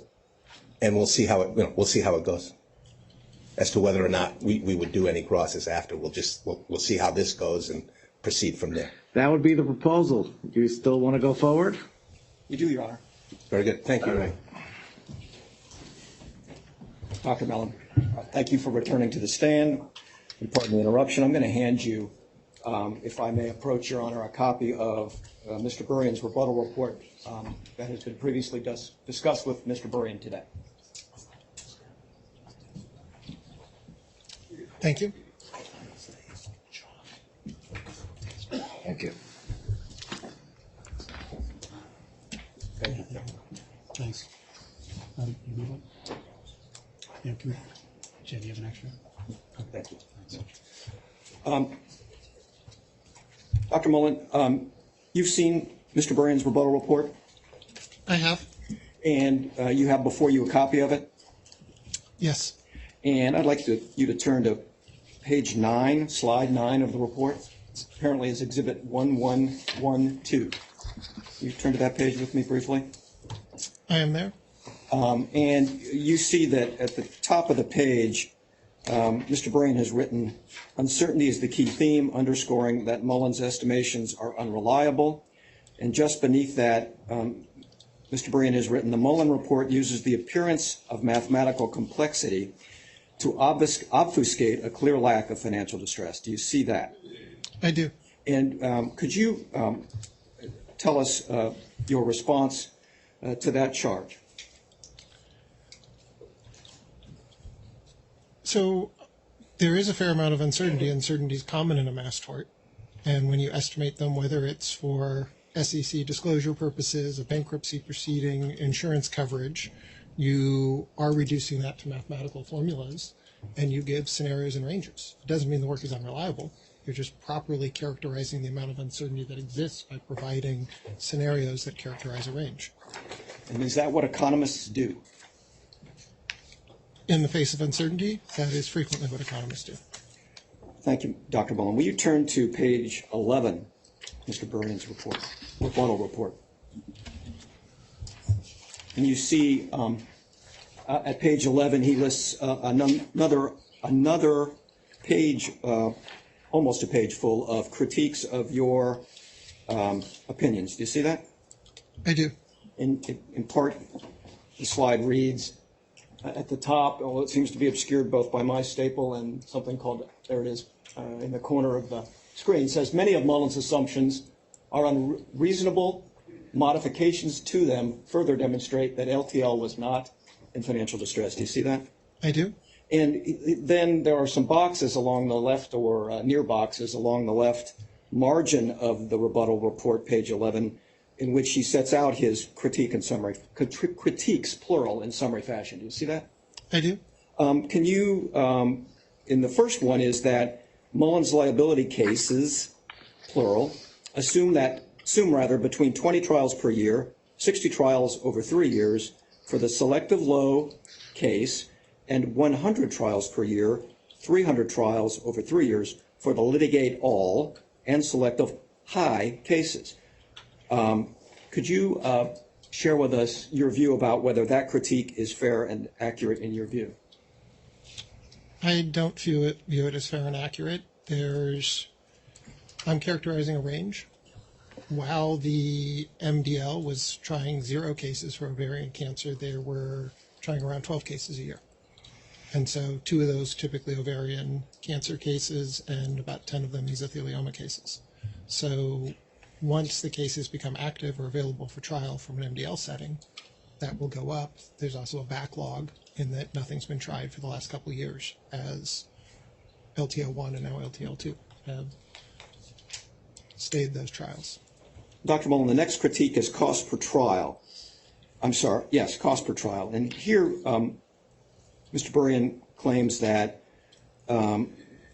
all of Mullen's liability cases, litigate all, selective low, and selective high, assume trial costs would be $5 million per trial, and then his sub-bullets state that the debtor and its professionals have indicated a historical cost range of $2 to $5 million per trial, and Mullen does not account for any economies of scale or other reductions in trial spend when litigating hundreds of trials.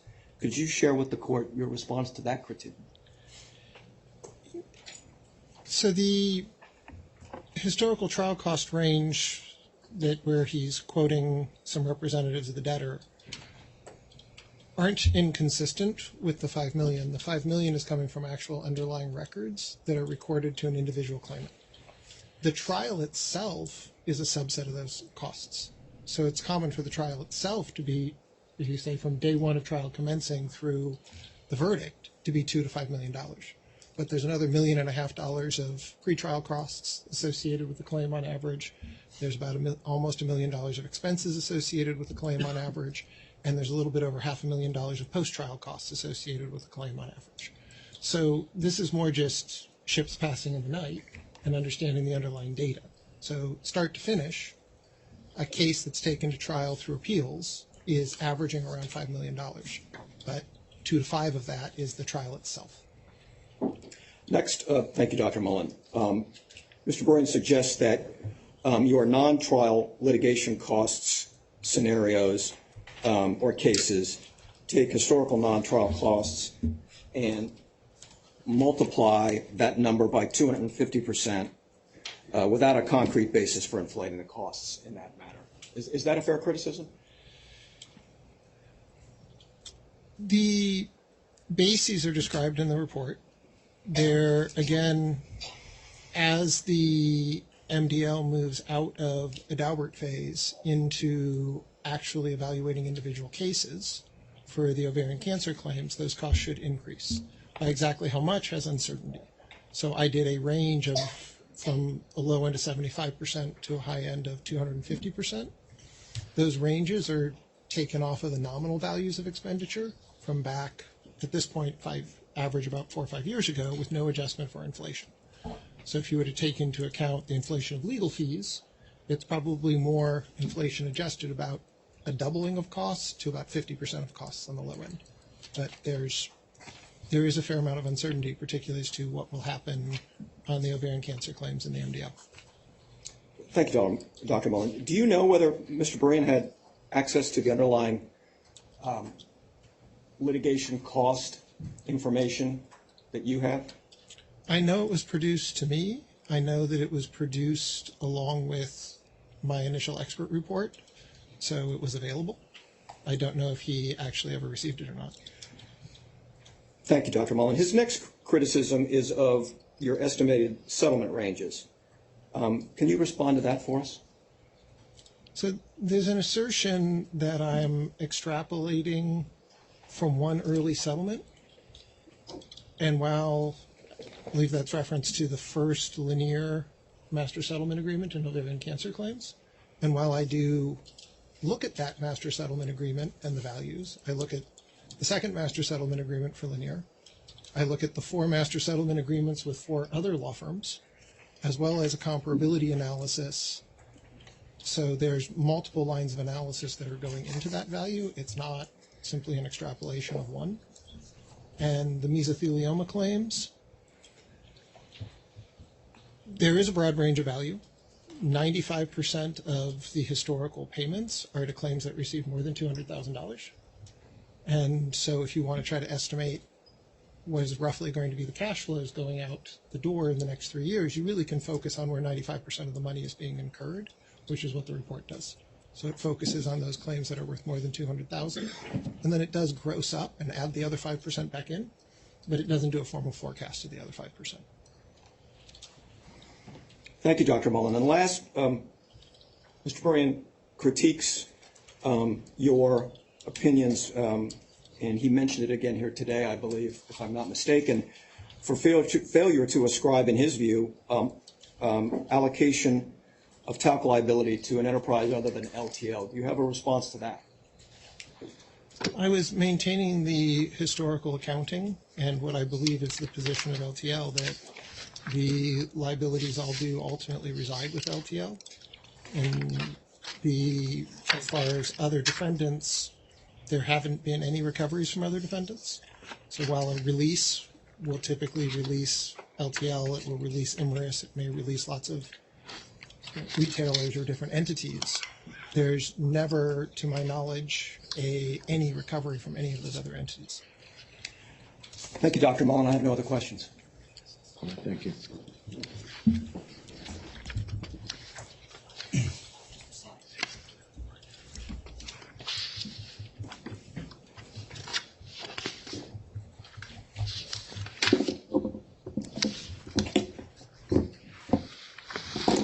Your Honor, Michael Winograd, Brown Rudnick for the TCC. Your Honor, I'm going to try my best as we go to streamline this. I tried, Your Honor.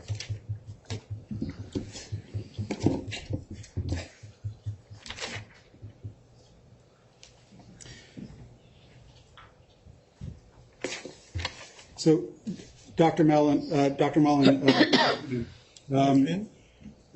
I just want to talk. The first thing that that counsel talked to you about was uncertainty. You recall that? Yes.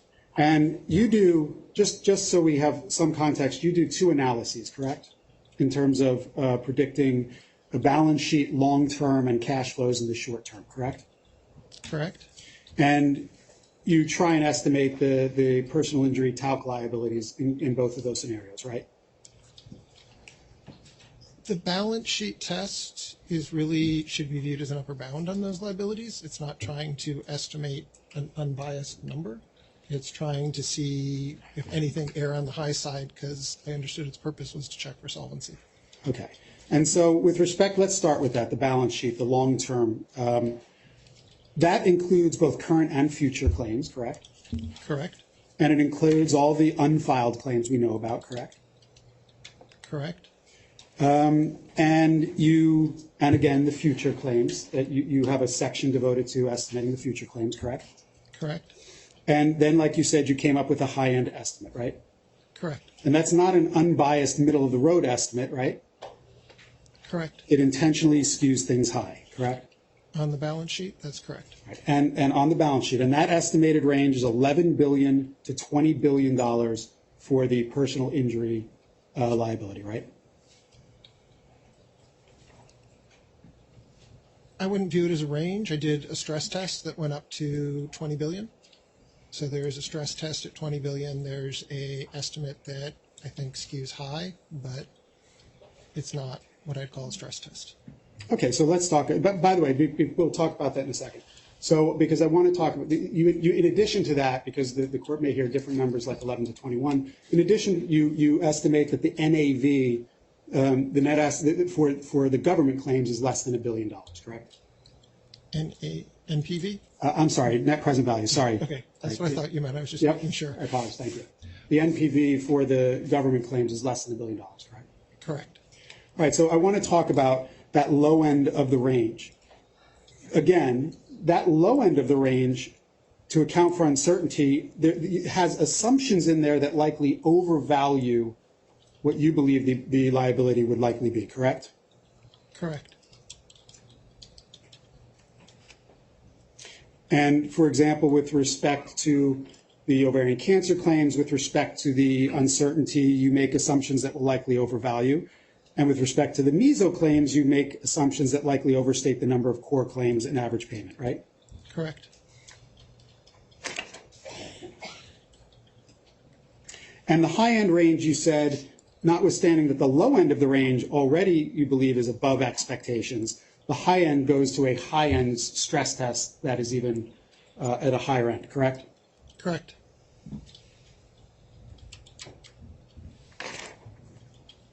Now, I just want to talk about the cash flow analysis very briefly, again, in this topic of uncertainty.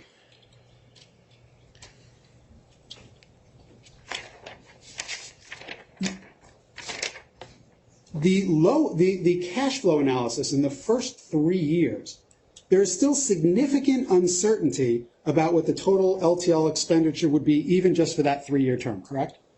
Correct.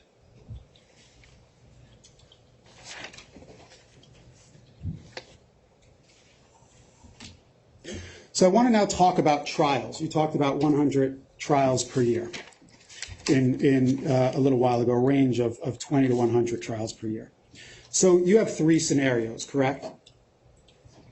In your analysis of cash flows, right? Correct.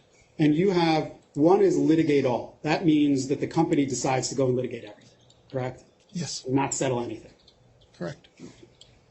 And so, for example, strike that. And then you have another one that's selective low, correct? Where they litigate some and they also settle some, correct? Correct. And then you have a selective high where they litigate the same number of trials as the litigate all, but at the same time they settle on a higher level as well, correct? Correct. And so with respect to trials, in your scenarios, 2 out of those 3 scenarios have 100 trials per year, correct? Okay.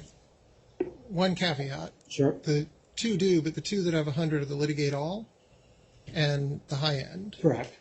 I think the way you phrased the question before, and I said yes too quickly, had the middle scenario with 100 trials. Okay, I didn't mean to suggest that. So that one's the one at 20. Okay, I didn't suggest, right. So it's 100 for litigate all, 20 for the middle scenario, selective low, and then back to 100 for selective high, right? Correct. And you don't think, even in those 2 scenarios that use 100 trials a year, you don't think those 100 trials, that's not a maximum, right? No, there's been examples where entities, I think the Dow Corning references 90 trials slated in the 6 months right before they filed for bankruptcy. Okay. Well, we're going to come back to that in a moment. We're going to come back to that. And if you are going to, but in your opinion, if you're going to do a high range to see where expenses could go, 100 trials seems, as a high end, seems very appropriate to you, correct? Correct. Now, you admit that doing 100 trials in a year would be difficult, right? Correct. And if you look at your report at paragraph 67, you offer a citation as dockets as an example of cases that have, of a case that has actually done more than 100 trials a year. And you say at paragraph 67, during the mid-1990s, a single asbestos defendant, Owens Corning, tried more than 200 cases per year, correct? Correct. And that's what you relied on in that report, right? That they tried more than 200 cases, yes. And that's a paragraph that's paragraph 67, and at the bottom of that page, footnote 80, correct? Correct. But you don't actually know how many trials Owens Corning did in any given year, right? We know they tried more than 200 cases in many years, but they may have had a number of them consolidated in a consolidated trial framework. So the statement in the report is they tried a number of cases per year. And you're correct, as we discussed in the deposition, the citation lists the number of plaintiff verdicts, Right. multiple of which could occur in a single trial. So you could have consolidated a number of those cases into a common trial, but the statement of the number of cases is correct. Whose statement of the number of cases is correct? The statement in my report about how many cases they tried in a year. Okay, in your report, let's open up your report. You have that in front of you? I do. If you could go to paragraph 69.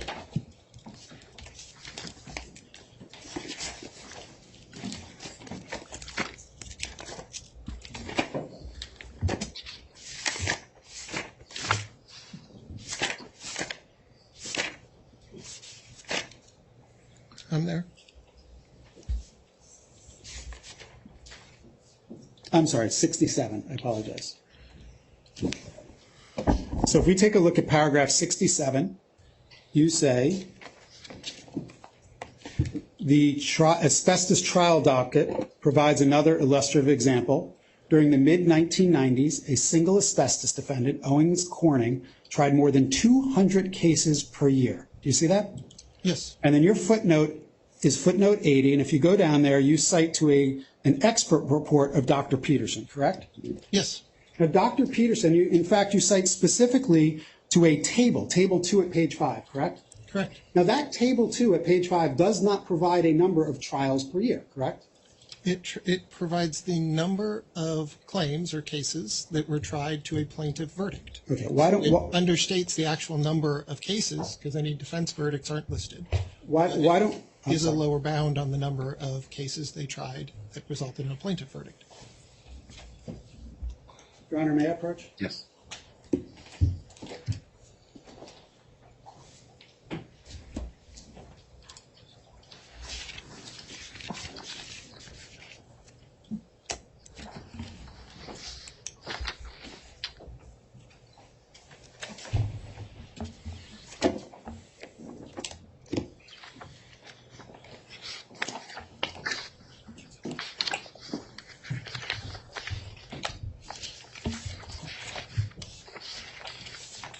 So I've handed you, this is the Peterson report from October 15th, 2004 that you relied on, correct?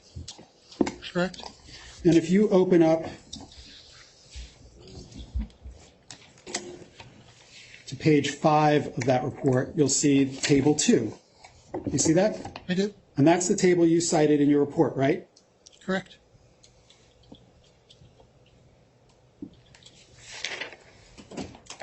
And that table, by definition, talks about plaintiff's verdicts, correct?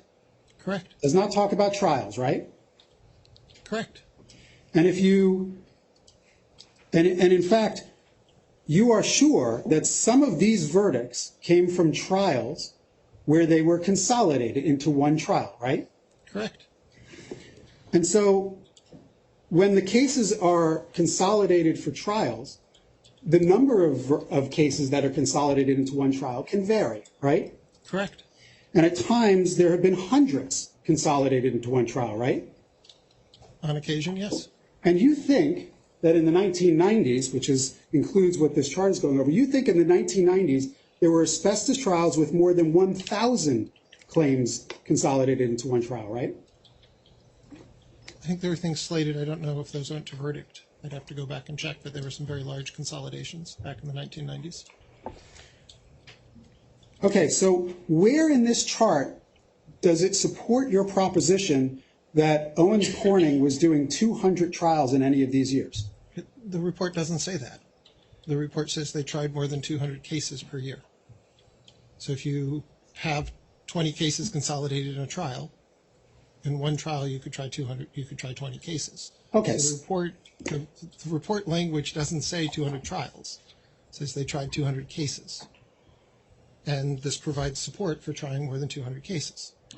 So when you say that they could try more than 200 cases, are you suggesting that they could try 200, that they could complete 200 trials?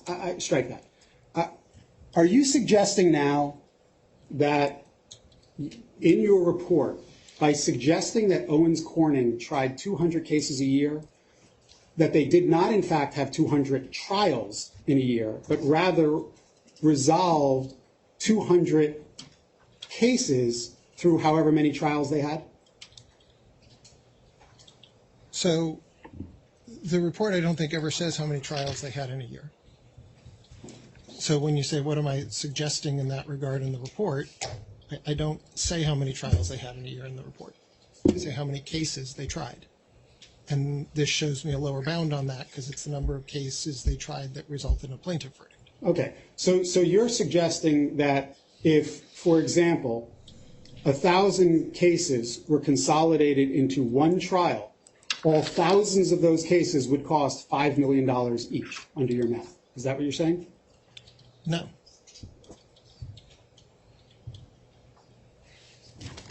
In your report, you suggest that the cost for trial costs for a single case is $5 million, right? That has been the average cost at 2017 to 2021 bill rates. That was the average cost. Okay, so I want you to assume that there are two cases, case A and case B. If case A goes through trial, you are suggesting that the trial cost for that case, it just goes through alone, is $5 million, right?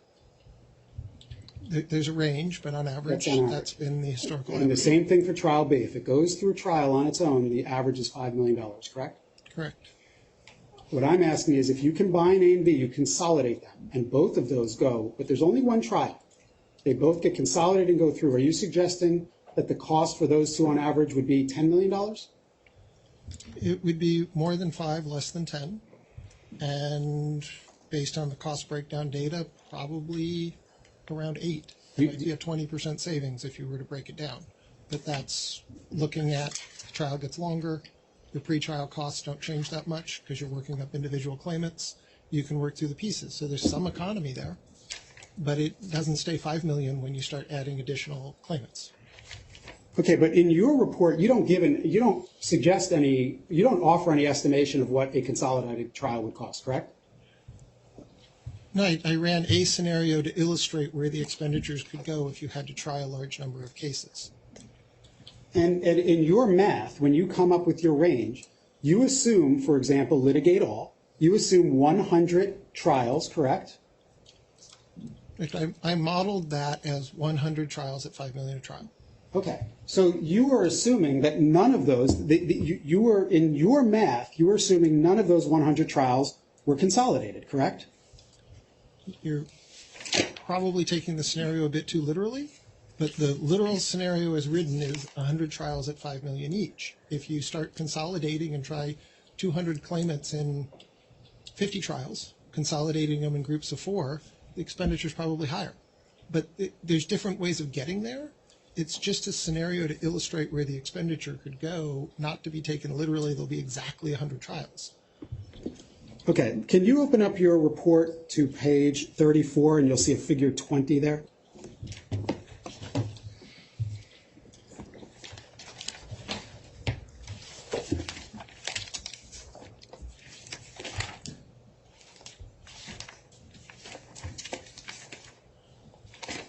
You there?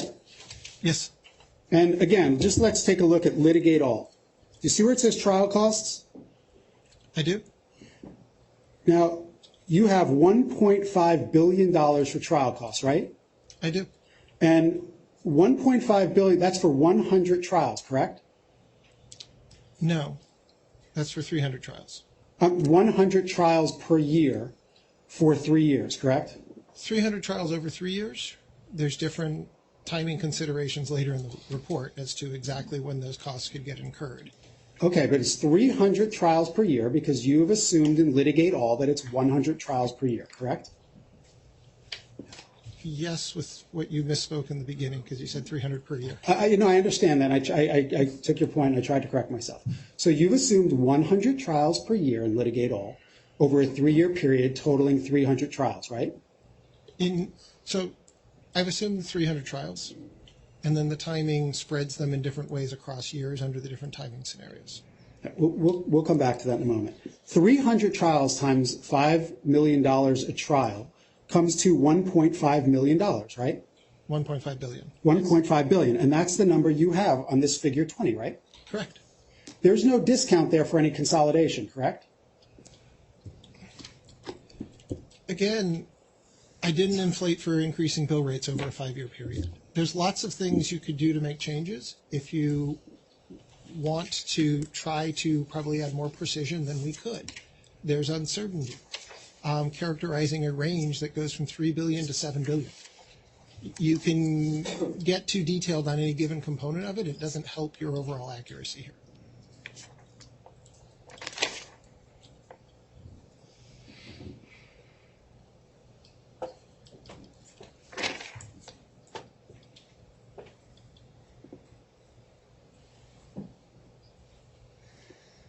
The litigate all scenario, that in your view was the strategy from 2013 to 2019 in the talc litigation on behalf of J&J, correct? It was the practice. So there weren't settlements during that period of time. And during that period, they never tried more than 10, maybe 12 cases in a year, correct? It was in that neighborhood, correct? And we'll see these later on, but LTL itself has stated that it only believes it could do a maximum of 10 trials per year, correct? Well, that's not how I understood that testimony. So I understood that for them to say it would be difficult, not that it would be impossible. So they thought it would be difficult to do more than 10, correct? And they've done 12 in a year. And they said, but they can't do 20, right?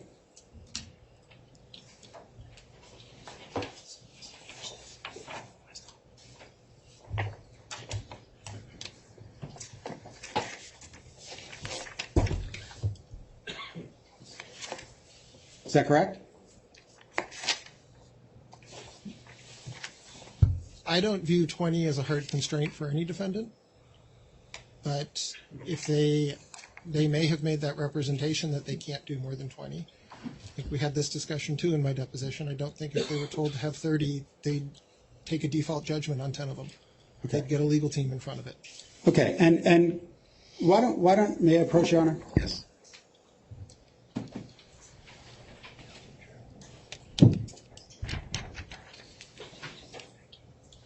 Thank you. I've handed you a demonstrative that's blown up from the slide in Mr. Brand's rebuttal report. This is a quote from Mr. Westhoff before this court on February 14th, 2022. And he says, I believe it's very challenging to do more than 10 a year because of witnesses, because of various things that you need, expert testimony and such. Do you see that? I do. And then he says, but just if you could take it to 20, and I'm told you can't, correct? I see that. But you're sure, and I think you just testified to this, you're sure that LTL would make arguments to the court about not being able to do that many trials fairly, right? I mean, defendants take positions. If they lose the rulings and have more than 20 trials, they'll manage to get legal teams in front of them. I haven't seen defendants taking default judgments when they lose those arguments. You've never seen a defendant take a default judgment? For losing these arguments? You believe it may be true that having so many trials, 20, 30, 40, 100 trials in a year, would impair LTL's ability to have a fair trial, correct? Defendants frequently make that argument. But you believe it's true that it may be true, correct? I don't know the facts of the availability of, for example, corporate witnesses or things along those lines to know with certainty, but that appears to be their representations. Your Honor, may I approach? Handing you the binder, and if you take a look, there's a tab A and B. Your Honor, I believe you already have it. I think they were handed out earlier. This will be brief. I'm sorry. It's the same ones that we handed out this morning during Dr. Mullins. The black binder from. Yeah, that's it. Thank you. Thank you. And it should be tabs A and B. So A was a morning, the transcript was just split by the court reporter.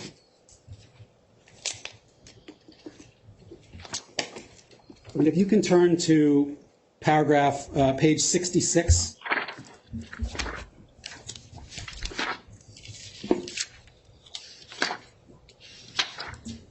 And turn to, look at line 24. You say, so it may be true that it impairs their ability to have a fair trial. Correct? Correct. And that's, so it may be. It may be true that this would impair the ability to have a fair trial, right? Correct.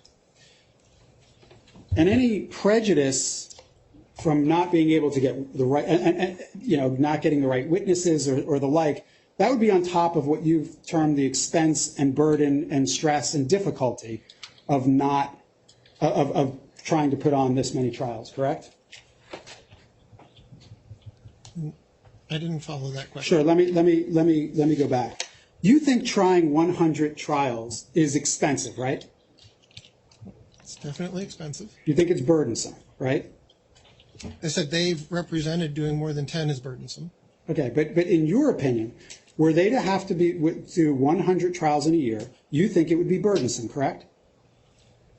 So that's always a fact-specific question. So based on the representations and the fact witnesses and the expert witnesses they assert they can bring to bear, they're asserting that's burdensome. I haven't done independent due diligence on their ability to put a trial team together. So you have no idea how many trial teams they could put together to litigate these claims, because you haven't done an independent analysis, right? I don't know what the outer limit of that would be, no.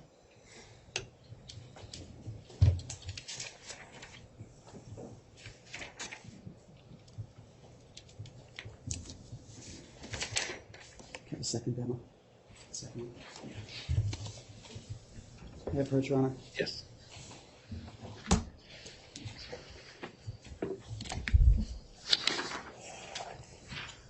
Thank you.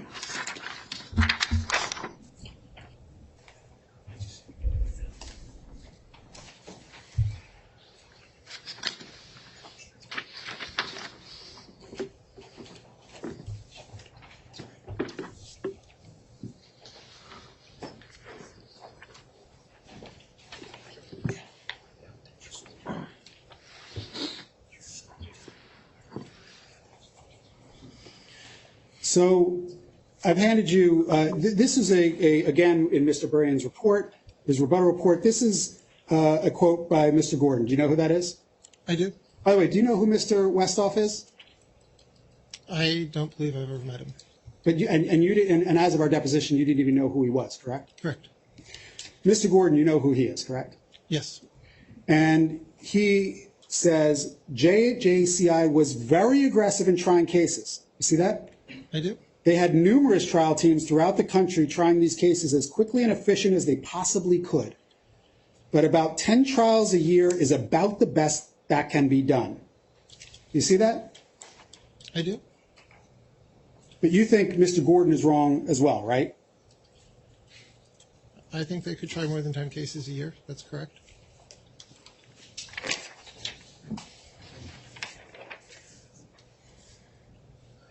Mr. Kim's having a heart attack over there.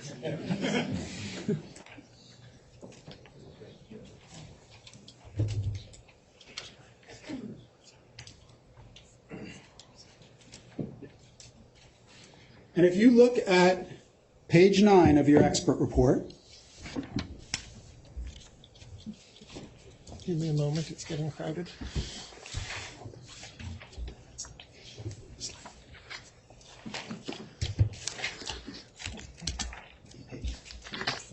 I'm sorry, page 4, slide 4 of your expert report.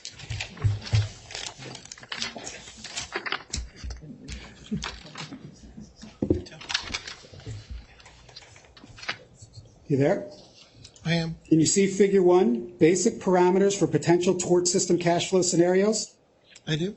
And then you say trial costs, you see that? I do. And you say litigate all, 100 trials per year. Yes. And that's 10 times what Mr. Gordon told this court could be done, right? Correct.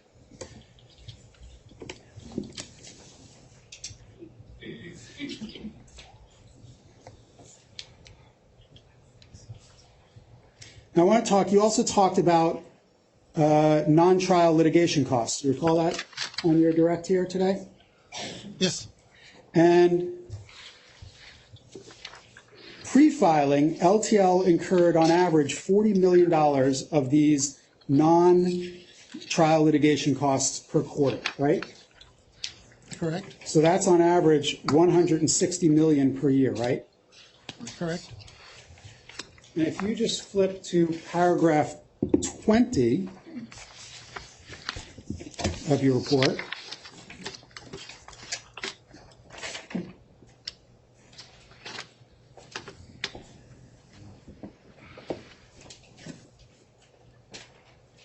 I'm sorry, paragraph 69 of your report,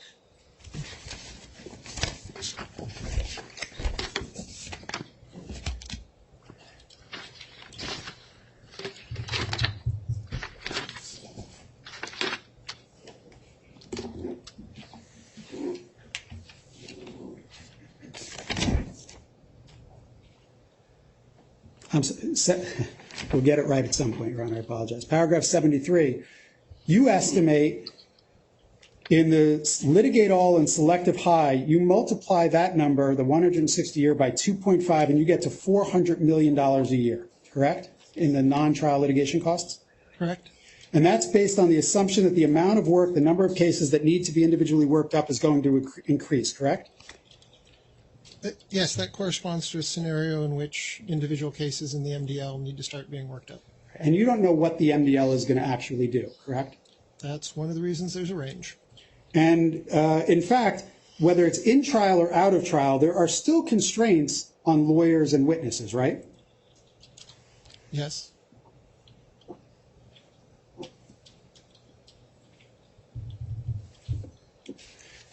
Just one more topic.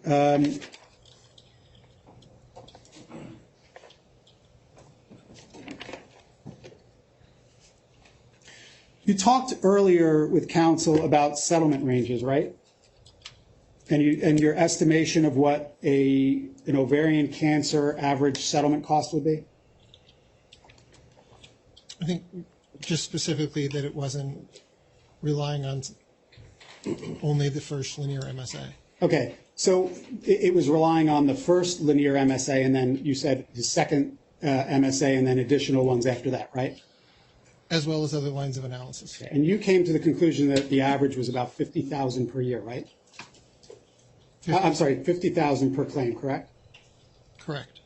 And you also estimated the average value in the Imerus case, right? Correct. And there you only had the linear settlement, and you didn't have the first linear settlement, you didn't have the second linear settlement or other settlements after that, right? That's correct. And your estimate in Imerus was the exact same, 50,000 per claim, right?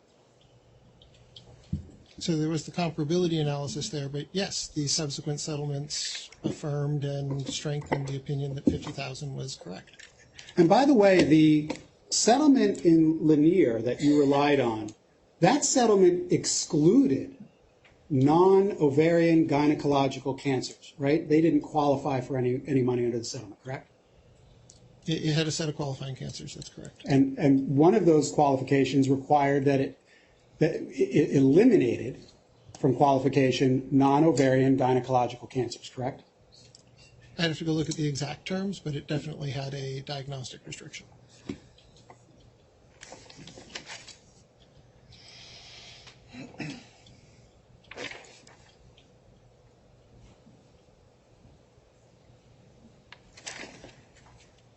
If you go to your report at page 16, note 35, right, you actually cited the qualifications for Lanier, for that first Lanier MSA, correct?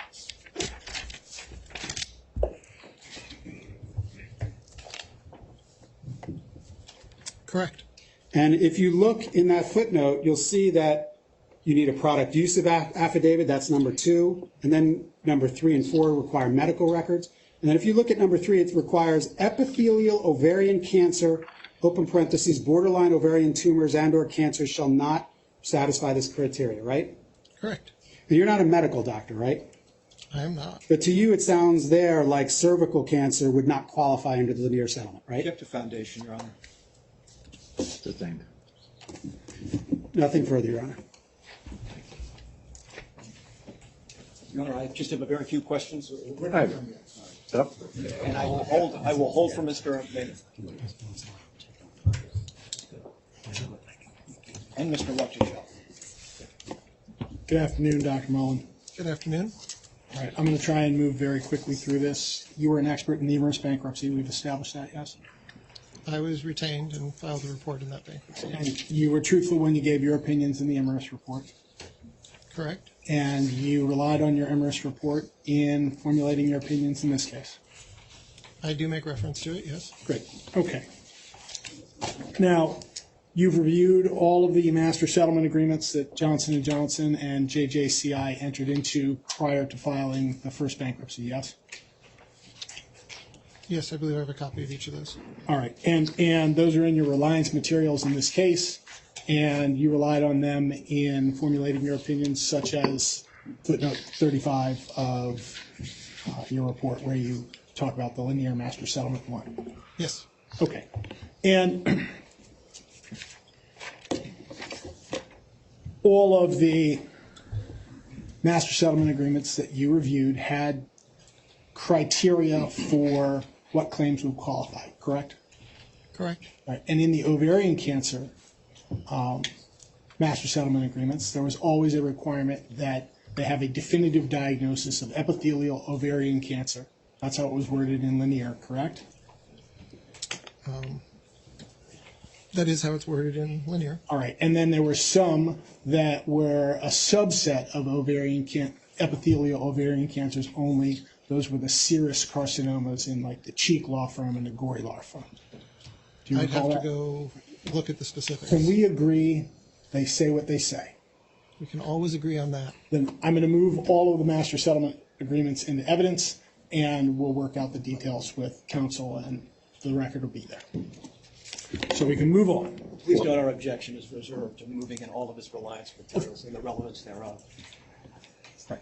So we talked in your deposition, you assume that there are somewhere between 80,000 and 100,000 ovarian cancer claims pending now.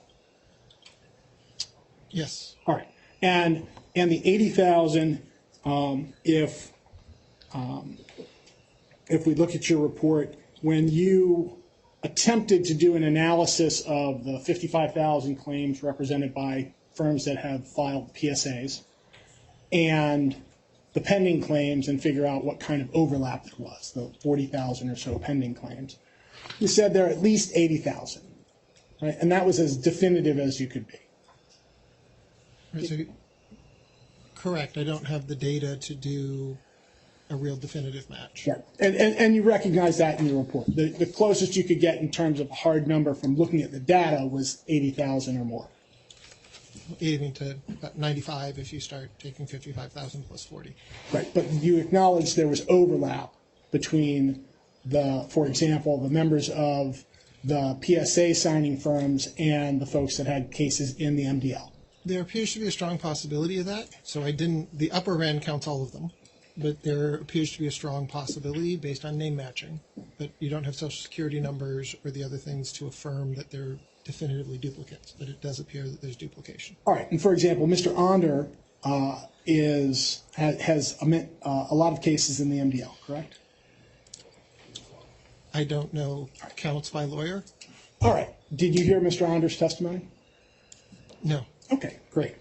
Now, you treat so when you do your estimation of how much the ovarian cancer cases are going to cost in the various scenarios you look at, you use 100,000.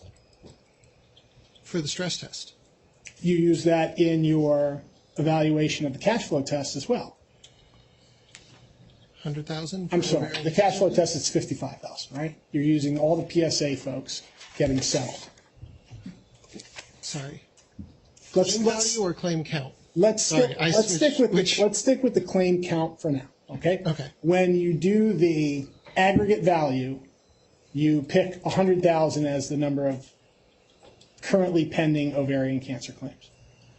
On the high end. Right. Correct. But that's the number that you plug in when you calculate the $6 billion or whatever it is that you say that net aggregate value is, right? 5.6. 5.6 billion. All right. So that's based on the 100,000 assumption. Correct. You talk about a range, but when you crunch the numbers, you use the 100,000. For the high end, correct. Yeah. All right. And you don't give the low end. I do a scenario at 80,000. Do you run the numbers at 80,000? Yes, that's the middle scenario for the indemnity expenditures. Okay. There you go. And with respect to those 100,000, you assume that 64% of them will get paid in the tort system. So in that place, I'm taking the pay rate that came out of the Lanier settlement. Right. As the only settlement where you can do that calculation at the moment. So it's the sole data point we have. Had a 64% pay rate. Right. And so I have used that pay rate for the remaining claims. That's correct. And we know from what we've looked at with Mr. Lanier's settlement that all of those clients had a definitive diagnosis of epithelial ovarian cancer in order to get paid. Correct. The presumption is that they actually satisfied the criteria. All right. And can I approach your own? Yes. All right. This is the Lanier Master Settlement Agreement from December 2020. I'd like you to look at the second page, recitals A. All right. Now you see here in recitals A, it says, each of the claimants identified in exhibits A and B has asserted a claim against J&J alleging that he or she has developed and been diagnosed with epithelial ovarian cancer resulting from use and or exposure to talc products. Right? I see that. Okay. And then B says the parties have conducted a thorough examination and investigation of the facts and law related to the claims, blah, blah, blah. Right? Blah, blah, blah. Yeah, it goes on. Yes, it does. All right. So what we know is that not only to get paid would they have to have epithelial ovarian cancer and a definitive diagnosis of it, but every one of these people was alleging it, whether they got paid or not. That's what it says, right? That's what recital A says. All right. And you don't have any evidence that any of Lanier's clients at this time of settlement had been diagnosed with uterine, endometrial, cervical cancer? At the time of the settlement, Yeah. I don't have independent data that says what they're diagnosed with. And you didn't have that data about the mix of claims that are pending in the MDL? Correct. We have limited information on the specific medical impairment. And you acknowledged to Mr. Winograd in your testimony in your deposition that you don't have knowledge sufficient to allow you to look at the 80 to 100,000 current claims and figure out how many are epithelial ovarian cancer, how many are uterine, how many are cervical. You just don't have that data. That data is not available. Right. And so when you calculate the values, you use the 50,000 value for all gynecological cancers, whether they're uterine or ovarian or cervical. I assume the qualification rate will be similar to the linear settlement. So 36% go to zero. Those don't qualify, and of ones that qualify, they average the 50,000 per claim. And the 36% comes from the linear clients who believed they had epithelial ovarian cancer and nevertheless didn't get paid. Right? We just went through that. There's a recitation here. There's the census forms and the information on the linear claimants in the census forms. What is present doesn't look material different from the other inventories that are on the MDL. Now, they don't get specific about the disease. You can look at a limited set of information. You use the $50,000 number for the value for all of the claims that are currently pending, and then you adjust it by how many are going to qualify for payment by using the linear qualification rate. Correct. All right. And you acknowledged that in your deposition that you don't have data to allow you to determine how many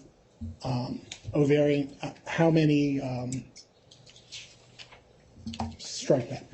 You don't know whether Lanier ever signed up anybody other than an ovarian cancer claim. Well, correct? You don't know. All we know is that 36% of them don't satisfy. We don't know why. You don't know that criteria. you don't know that Mr. Lanier has ever represented somebody alleging a uterine cancer claim. I don't have that data. Right. Or a cervical cancer claim, right? Don't have that data either. All you know is that for his clients that alleged ovarian cancer, only 64% of them could meet the other criteria and followed through, right? We see 64% got paid under the criteria. All right, and you acknowledged to me in your deposition that you don't know whether the 36% that didn't get paid just dropped out and didn't respond, or whether they didn't have the right disease, or whether they couldn't meet the exposure criteria. That you don't know why they didn't qualify. So for the majority, that's correct, because the majority were just withdrawn and went submitted without a reason given as to why. A minority were submitted, audited by the defendant's side, and then rejected. So there's a small minority where there's a record, but for the majority they were just not submitted and you don't know for what reason. Right. So let's do the math. All right. When you do the aggregate value, you take 100,000 claims, you multiply it by $50,000 a claim, and you end up with the aggregate value for the entire 100,000. No. That's just the first step, right? And then you multiply that by 0.64 as to how many of them would get paid. Is that right? I don't view those as steps, because figuring out who's going to get paid you usually do first, and then how much they get paid second. All right. Well, okay, fine. So you take 100,000, you multiply it by 0.64, and then you multiply that by 50,000. Correct. At the high end, for the high end of the forecast, that's what's being done. Okay. And so, just to break this out, included in that would be all 55,000 of the claims that are represented by people that signed PSAs. Correct? You can think of it that way. You can think it's the high end's 100,000 claims. Presumably there's some claims for people who didn't sign PSAs that they also are now representing that they weren't as of October 2021. So there's claims outside of the pending, the 40,000 plus the 55.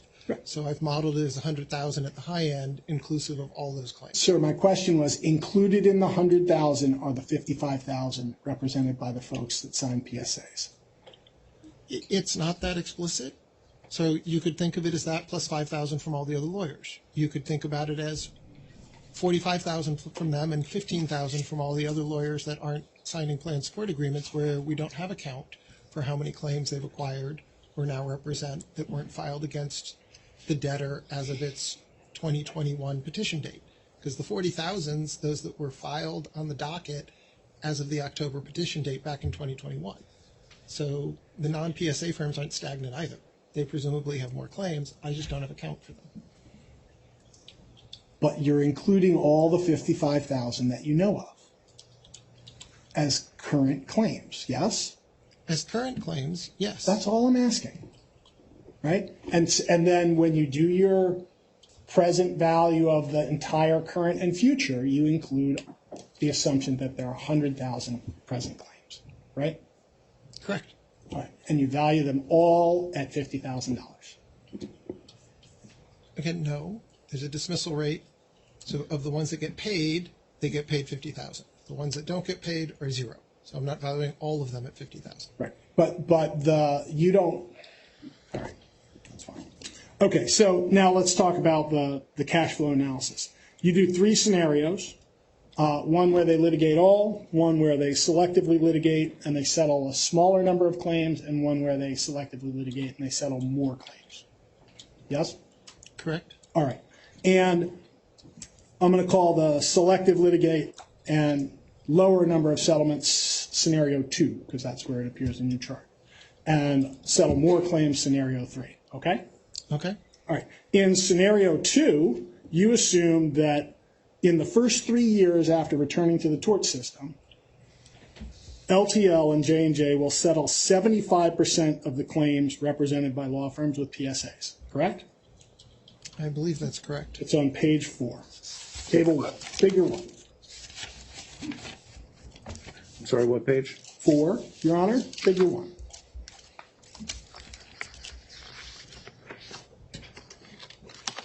So in scenario 2, 75% of the 55,000 claims for firms represented with PSAs settle in the first 3 years, correct? Correct. And then 64% of those get paid under your assumption. Correct. Okay.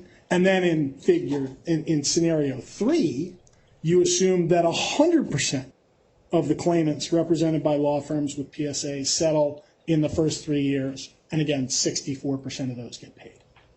Correct. And the payment amount that you assume for the payment people there is $50,000. Correct. And you don't distinguish by disease. There's no data to do that now, so no, I do not. All right. And you're aware from looking at the master settlement agreements that J&J entered in the tort system that prior to entering bankruptcy, J&J never settled any claims that were not epithelial ovarian cancer claims. Again, I don't have all the terms of each of the master settlement agreements memorized, but they each specify exactly what's qualifying disease. And you agree what they say. They say what they say. Correct. All right. And if that's the case, then we have a data point for potential value of those claims from the tort system history of 0. To the degree those claims were included and got releases for 0, then yes. All right. And if they never got paid in the tort system, you have no basis to use any historical data other than 0. Correct? If they also haven't been dismissed, I don't have a basis to put 0 on them. So there's a question over the unresolved. So you just have Or they a just question mark. prejudice. So they're, to the degree they have value, presumably they're not as valuable as the ones that are being paid and liquidated through the settlements. All right. What is the plan that's currently pending before the court value uterine cancer cases at? That was updated a day or 2 ago. It doesn't have a, maybe it has a specific dollar value. I'd have to go look. All right. If I represent to you that section 5.3.3 gives them a value of $1,000, does that sound familiar to what you reviewed? I remember some things are $500, some things are $1,000, other things are on points. I don't, so I know 1,000's in there. I couldn't tell you exactly which ones. Fair it relates enough. All right, well, then we're going to let His Honor look at that in the briefing.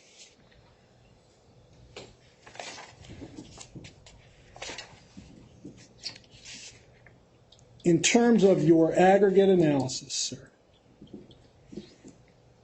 when you're looking at, well, let's look at the PSAs, the cash flow analysis. You told me in your deposition you did not ask LTL or Johnson & Johnson, and they did not provide to you any information about what they would have done had they returned to the tort system rather than refiling bankruptcy in terms of settling cases, correct? That's correct. They didn't tell you, you didn't ask them, look, I've got these 3 scenarios, which one would you have done? Right? Correct. And you didn't ask them, hey, are you going to change your historical practice and start paying uterine cancer cases, right? Correct. And nobody ever came and told you, hey, we're going to change our practice. We're going to start paying cervical cancers, right? Correct. Okay, so you have no information that a uterine cancer case or a cervical cancer case has ever gotten a penny in settlement in the tort system from J&J, correct? I haven't seen the individual claimants that got paid under the MSAs, so I have, to a degree one has been, I have no knowledge of it. All right, and if the MSAs all say we only pay on definitive epithelial cervical cancer or ovarian cancers, that's what they say, right? Correct. Okay, and with respect to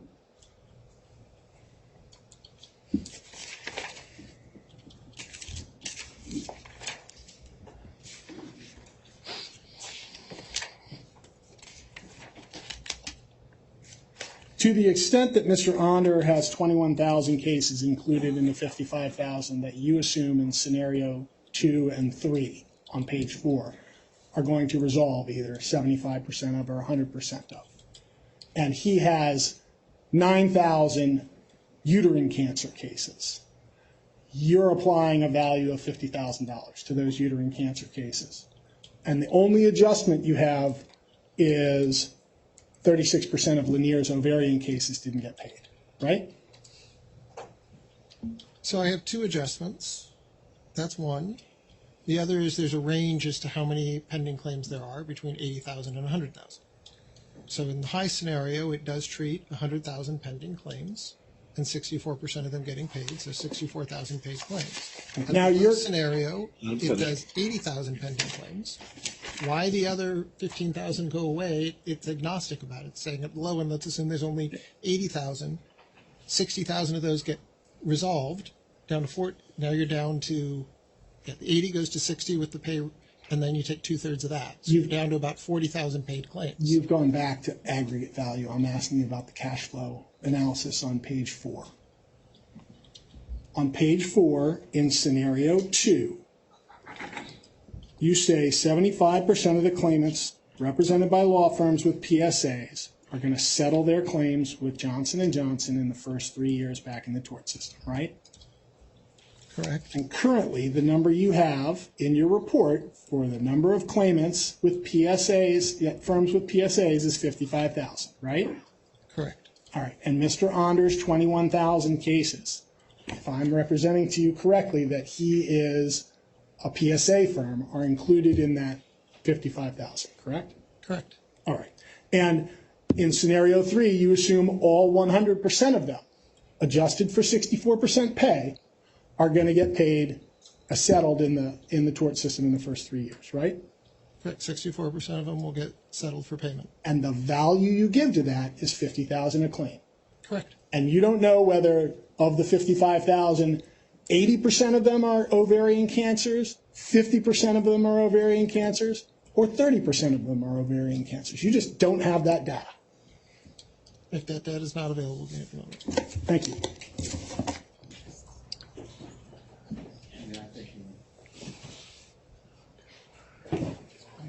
Uh-oh, he's bringing a box. Hopefully we won't need the box. Let me know when you're ready. Just wait 1 second. Dr. Mullen, Mr. Ruckdashell was talking to you about scenarios 2 and 3. Do you recall that? Yes. I'm going to talk to you about scenario 1, just so we know that, okay? Your Honor, before we start, these two gentlemen represent the same client. Mr. No. Ruckteschell and Mr. Maimon both represent Mr. Crouch, if memory serves. No. Do you sign pleadings for Mr. Crouch? I do. Mr. Ruckteschell, do you sign pleadings for Mr. Crouch? And I've appeared on behalf of the Levitt family as well as the Schmitz family who have wrongful death claims against Johnson & Johnson and have submitted pleadings on their behalf as well. In this bankruptcy? Yes, sir. It's up to you, Your Honor. It was up to you. Go ahead. Now, do you have in mind that I'm going to talk to you about scenario number 1? Yes. That's litigate all, right? Correct. And you said in your deposition, or you actually said in your report, that a litigate all strategy would not be unreasonable. True? Correct. Okay. But again, you didn't ask anyone from J&J what their strategy would be, correct? Correct. You didn't even ask the lawyers who retained you. Hey, say, help me out a little bit. Tell me which way you think it'll go if you go back into the tort system, right?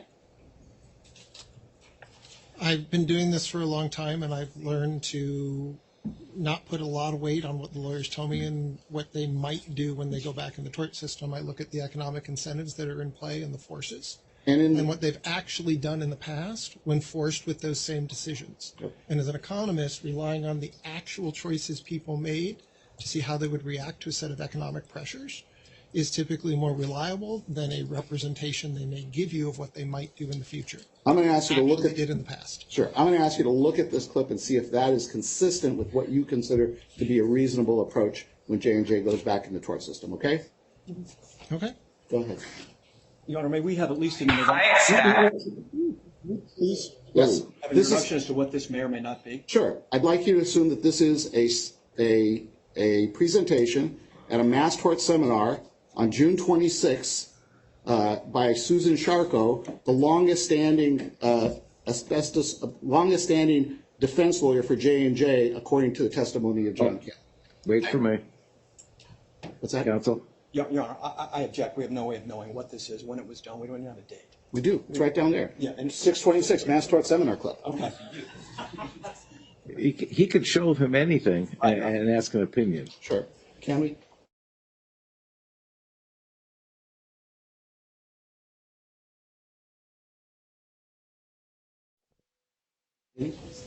Thanks. I expect, where are we going? I think where we're going is, I expect the litigation will end and should end in the bankruptcy court. The money can be equitably distributed outside the lottery system that some of our courts have become. Let the women who are the real parties in interest have their vote. I expect that they'll say yes. But if it doesn't end in the bankruptcy court after the trial next week and all the appeals that will follow, where are we going?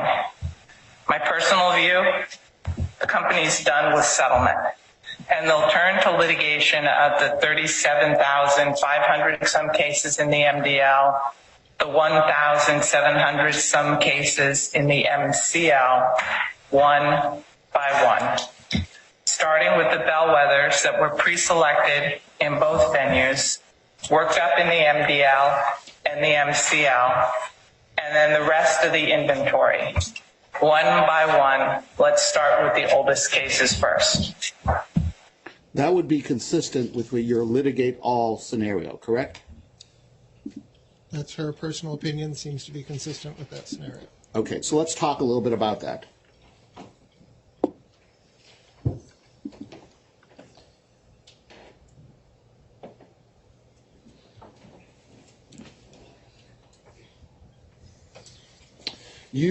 For that, you, as we said, have assumed 100 trials per year, correct? And the formal modeling is 100 trials per year. And you base that on the experience that you saw in the report of 200 verdicts by Owens Corning, correct? In the mid-90s. I have a broader experience than that. That is the citation I gave as an example in support of it, but it's not the sole thing in my experience that led me to model that scenario. Understood. How many states in the Union was Owens Corning litigated in? Owens Corning? I'd have to go back and look. In the 1990s, I don't remember the count of states. And the more states that they were litigating in, the more opportunities there were for courts to have trials, correct? We would have more courtrooms available, that's correct. Okay. And with regard to asbestos litigation in general that you reference in your report, how many states are asbestos cases being tried in every year? That's become a smaller set through time, which is, so I haven't gone back and refreshed my memory in the 90s. So there's, I mean, Texas and Mississippi were common in the 90s. You don't really see trials in Mississippi for asbestos cases like you did in the 90s. So that has changed through time. But again, you don't know how many states currently asbestos cases are being tried in the union, correct? I haven't done a recent tabulation. It's in the tens. Okay. So now you assume, by assuming 100 trials per year, over 3 years you have 300 trials, and at $5 million per trial, you come up with your $1.5 billion number, right? Correct. Okay. Now, do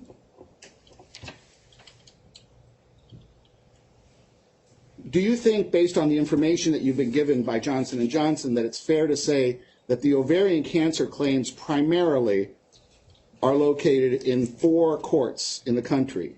The district court here in New Jersey, where the MDL is, that Ms. Sharko was talking about, the MCL court in Atlantic County in New Jersey, which has the MCL coordinated litigation in New Jersey, the California coordinated docket, and the Missouri coordinated docket. Is that consistent with what your understanding is of where most of the ovarian cancer cases are pending? So the ones that have actually been filed, the vast majority are on the federal MDL.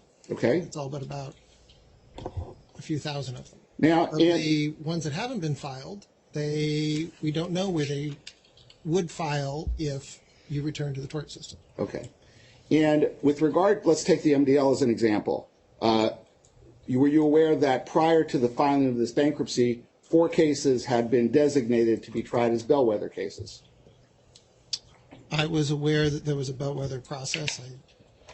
I don't remember the exact number of 4. And if this case was dismissed, it would be a fair assumption from an economic point of view that that process would continue in the MDL court, correct? My understanding is there's a new judge, so I don't presume the new judge will necessarily follow the direction the prior judge was heading in, but so it may. The judge may. So you really can't say with any type of certainty when the first trial would be held in the MDL after the dismissal of this case, can you? No, it's one of the reasons there's a broad range. And if Judge Shipp, who's now the judge in charge of the MDL, follows what Judge Wolfson did and takes a very discrete number of ovarian cancer cases and tries them as bellwethers, you don't have any idea of how many trials the MDL court could have in that 1 year, correct? The MDL in isolation? Yeah, where the vast majority of claims are filed. You could get through 4 cases pretty quickly. There's other MDLs that have tried more than 4 cases in a year. So if they're going to look at 4, they could get through the 4 cases relatively quickly. Okay, how many days? I'm not thinking about it in terms of days. Could you, in a year, in 2 years, get through them? Yes. Judge Kaplan gave us 4 days for this hearing because he's a busy man and he's got a lot to do. Do you know what Judge Shipp's docket is to allow him to try multiple trials during a year? Okay, I didn't realize you were constraining the trials to have to be performed in that one courtroom, because that's not always what's been done in MDLs. It's not, but do you know what Judge Shipp's availability is? I do not. Okay. And do you know what the judge in Atlantic County has as far as his ability to try multiple trials in a year? No. Do you know what the California coordinated docket has as its ability? No. How about the Missouri coordinated docket? No. So you have absolutely no basis to say with reasonable certainty that there will likely be 100 trials per year. That's just a number that you've hypothesized. Fair? There is a range. I was looking for a number at the higher end of the range. The plaintiffs have many options at this point. So if none of those are moving, the 50,000 or however many claims there turns out to be that aren't filed anywhere can choose to file in a different location. Okay. There are options besides just going to these 4 locations. How long did it take the MDL to get up to speed on the ovarian cancer litigation before it was ready to even set its first case down for trial? I don't remember the exact formation. I'm sorry, you have no idea how long it would take a judge in a district or in a court that never had a talc ovarian cancer case to get ready and up to speed to be ready to try a single trial, let alone multiple trials. True? So our focus here seems to be all on the ovarian cancer claims and not the mesothelioma We'll get claims. to the mesotheliomas in a minute. But the count of claims that could go to trial is the 2 combined. So I don't want to create the impression that my testimony is we'll have 100 ovarian cancer claims and 0 mesothelioma claims. That's not. There's many courts around the country that are already up to speed to try mesothelioma claims. As is illustrated by asbestos litigation generally, the plaintiff's attorneys do file those all around the country, in the venues where they can get to trial relatively quickly. So there's an ability to have a large number of mesothelioma claims. There's much more uncertainty about the number of ovarian cancer claims. And as I said in my deposition, if you want to look at the low end, it very well may be 15 mesothelioma claims and 5 ovarian cancer claims. Okay. And that's it on the ovarian cancer claim side. You done? Yes. Where are there currently the most number of pending mesothelioma claims? What state? I'll give you a hint. Well, they're largely in New York, New Jersey, and pending. Pending. From your report, I'll give you a hint. New Jersey. I see right? they're pointing at New Jersey. Fair? I don't remember the exact number. I know a couple states had material numbers. How many judges in the state of New Jersey try asbestos cases? I don't know. I'd like you to assume there's one. The judge in Middlesex County who's been assigned them by our Supreme Court Justice Rabner. How many are the most trials in a year that have been tried in Middlesex County in the last 10 years? I don't know the answer to that specific of a question. So that you have no idea for the most populous as far as pending cases, you have no idea how many total cases that court tries in a year, let alone how many of the subset of Johnson & Johnson trials can happen, right? For a particular jurisdiction like that? No. Okay, let's move on. You put your litigate all scenario, and I've boxed it in red. Do you see that? I do. Okay, and we've talked about the number of trials. I'd like now to talk to you about the trial costs, okay? Yes. You talked to us, you said that the average is $5 million per case. Is that right? Correct. Okay. Now, you had in your reliance materials a chart of the trial costs, right? Correct. You had it in an Excel spreadsheet form, correct? That is highly likely. Okay, what I did is I summed up horizontally for each case what the total costs that you accounted for are. Do you see that?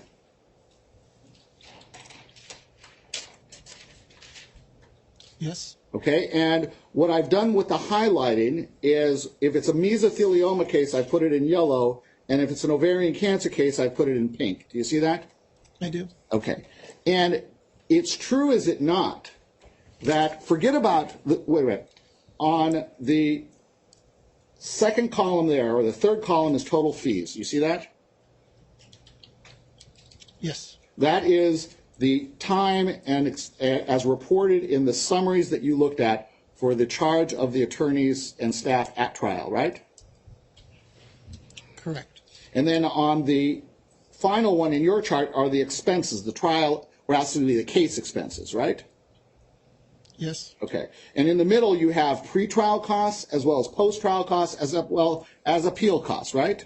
Yes. When you talked about the average being $5 million, you did not include the 3 middle columns, pre-trial, post-trial, and appeals, right? You were saying trial, which would be total fees and expenses, right?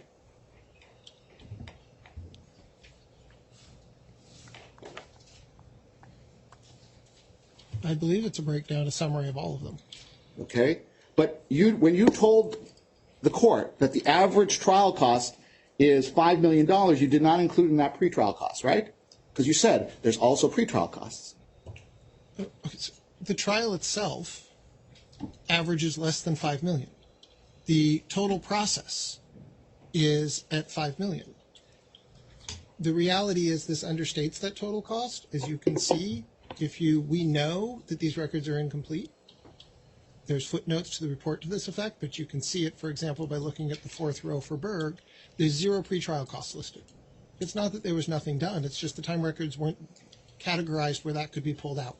So that we're understating the actual costs incurred, and we still get an average of 5 million, but it's the fees that are tracked to that case and its expenses within 2 months of trial. You mentioned time records. You didn't actually see real time records, did you?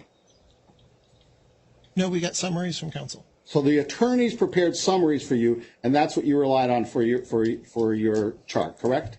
Correct. Okay. Let's just take a look at the last column, the one that I put together, summing it up with my Excel excellence. It's true, is it not, that 29 out of the 47 trials that you accounted for had total costs of less than $5 million? It may be, but you really can't do that entirely from this chart.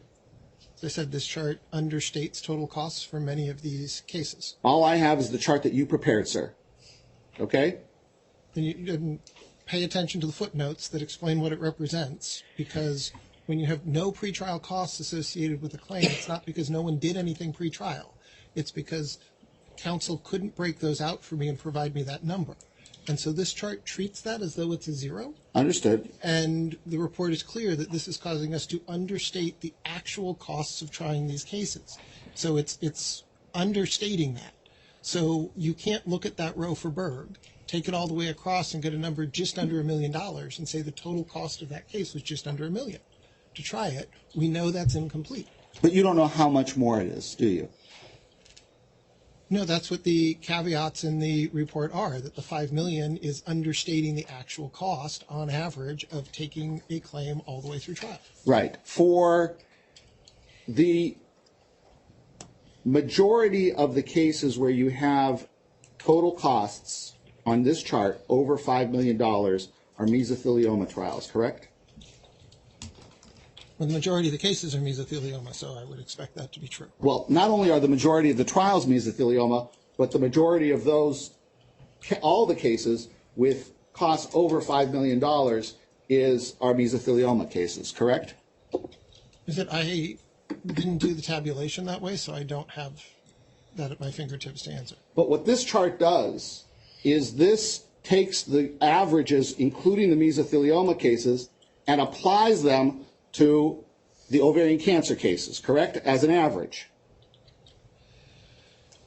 Yes or no? So it's taking an average that's mixing both mesothelioma and ovarian cancer cases, and it's applying that to the mixture, which would include both mesothelioma and ovarian cases in the future. Right. And what's the percentage of pending cases, ovarian cancer versus mesothelioma? If we want to know if they have to try every case, how many ovarian cancer cases are they going to have for every one mesothelioma trial? Well, there's many more pending claims. As the history tells you, that's not always how the trial dockets work out. I understand that, but if we're looking towards the future, we have a lot more ovarian cancer trials than we have mesothelioma trials.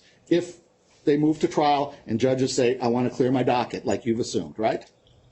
No, I've assumed that both of those would saturate the docket, in essence. So if the number of claims you have when you have 50, 100,000 claims, whether you settle half of them and only have 50,000 left or have 100,000 doesn't really change the trial capacity for the next 3 years. So I've really assumed that they have enough claims to potentially saturate the trial dates that are available for them. And you don't know, from the court's point of view, as far as court availability, how many trials are available, correct? That's correct. Okay. What I did here is I took out the ovarian cancer cases, and I'd like to first start with 3 cases that you've listed: the Blaze case, the Geist case, and the Ingram case. You see that? I do. Those were cases that had consolidations, correct? And I put the number of plaintiffs in the consolidation in there. Okay.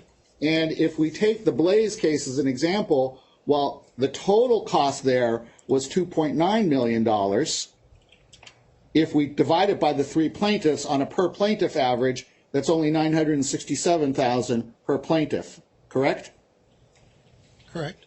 And the Guy's case, even though we have an appeal not applicable, the total cost there was $451,000, and divided by 3, that's $150,000, right? It's almost assuredly incomplete records. But you don't know because you weren't given all the data, correct? So you can't say with reasonable certainty how much, if anything more than that, it would have been, correct? I took the $5 million, caveated in the report that this is missing a number of expenses. It's obvious by looking at some of the cases that they're missing. Others, there's uncertainty. When it costs $10 million, maybe it's still missing $1 million or $2 million of fees. Maybe it's missing nothing. So there's a reason it's treated as a lower bound on the costs when you look at this on average. Doing the analysis claim by claim like this, when you know your records aren't complete, can be very misleading. There's a reason I intentionally don't do things claim by claim, and I'm looking at more of a global average. On the Ingham case, 22 cases, the total cost listed for you was $10 million. If I divide that by 22, I only have $459,000 per plaintiff, correct? Correct. Okay, but let's forget about consolidations. The average for these ovarian cancer cases was $3.7 million, correct, per trial, according to the data, right? Of the fees that they could associate with the cases, that's correct. Okay, and just the trial time, and let's take a look at a few of these. The Echeverria case was one trial, $12.7 million, right? Correct. The Ingham case was 22 cases together, $10 million. God bless you. In identified fees, that's correct. The Echeverria case lists $5.2 million for pretrial costs, right? Correct. Did you see anything near that? Anything near that on any other ovarian cancer case? The next closest is Ingham of 22 plaintiffs for $3 million, right? Correct. What were they spending on in the Echeverria case that makes you think that that's indicative of what would happen in the future because you're projecting from this onto the future? Again, there's a reason you're taking an average over a large number of cases, and you're spreading those costs across to try to do this claim by claim and look at all the underlying detailed time records. You could try to do that. It's not going to materially alter the results at the end of the day. For your $1.5 billion for trial costs over 3 years, if the number of trials is reduced in half, that number is reduced in half, correct? If it's reduced in half via consolidation, no. If it's reduced in half, you're just doing half as much work, then yes. In your scenario, correct?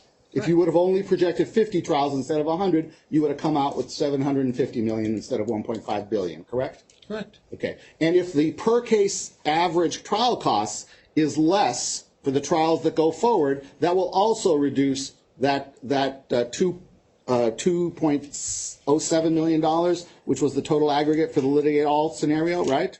The assumption necessitates the conclusion, yes. And it will do it for every single one. Those things will act synergistically.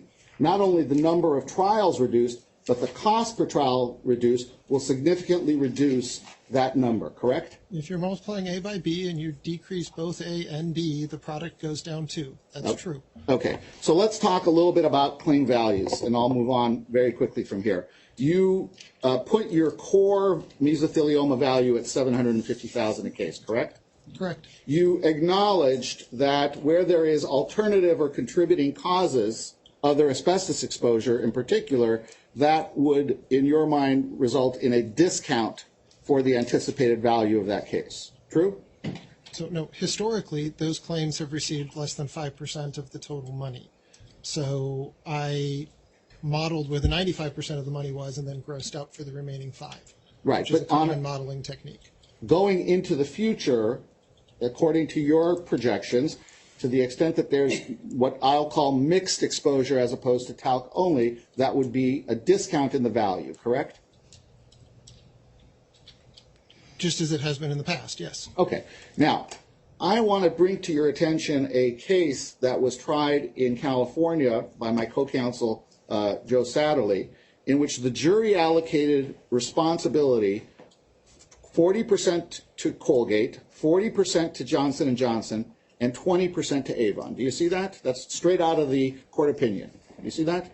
I do. Okay. Now, I'm just going to represent to you that Colgate and Avon are talc manufacturers, okay? You got that? Yes. Are they talc only? Ooh.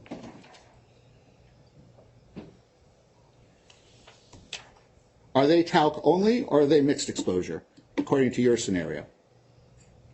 Those are still talc claims. Okay. So, I mean, Colgate also made talcum powder products. So it's still a talcum powder claim. There's not an alternative exposure from, for example, a traditional asbestos-containing product. And one of the things that Mr. Brurian was critical of you about is that you didn't take into account the contribution from other defendants. And here there would be a 60% contribution from other defendants, right? Okay, the preamble I strongly disagree with, but then you had a question after the preamble, so I'm not sure. You responded when LTL's counsel to various criticisms that Mr. Brurian had of you. Do you recall that? Yes. And you went by the slide and it said, ascribes all talc liability to LTL without allocation or apportionment of liability between LTL and other defendants. Do you recall that?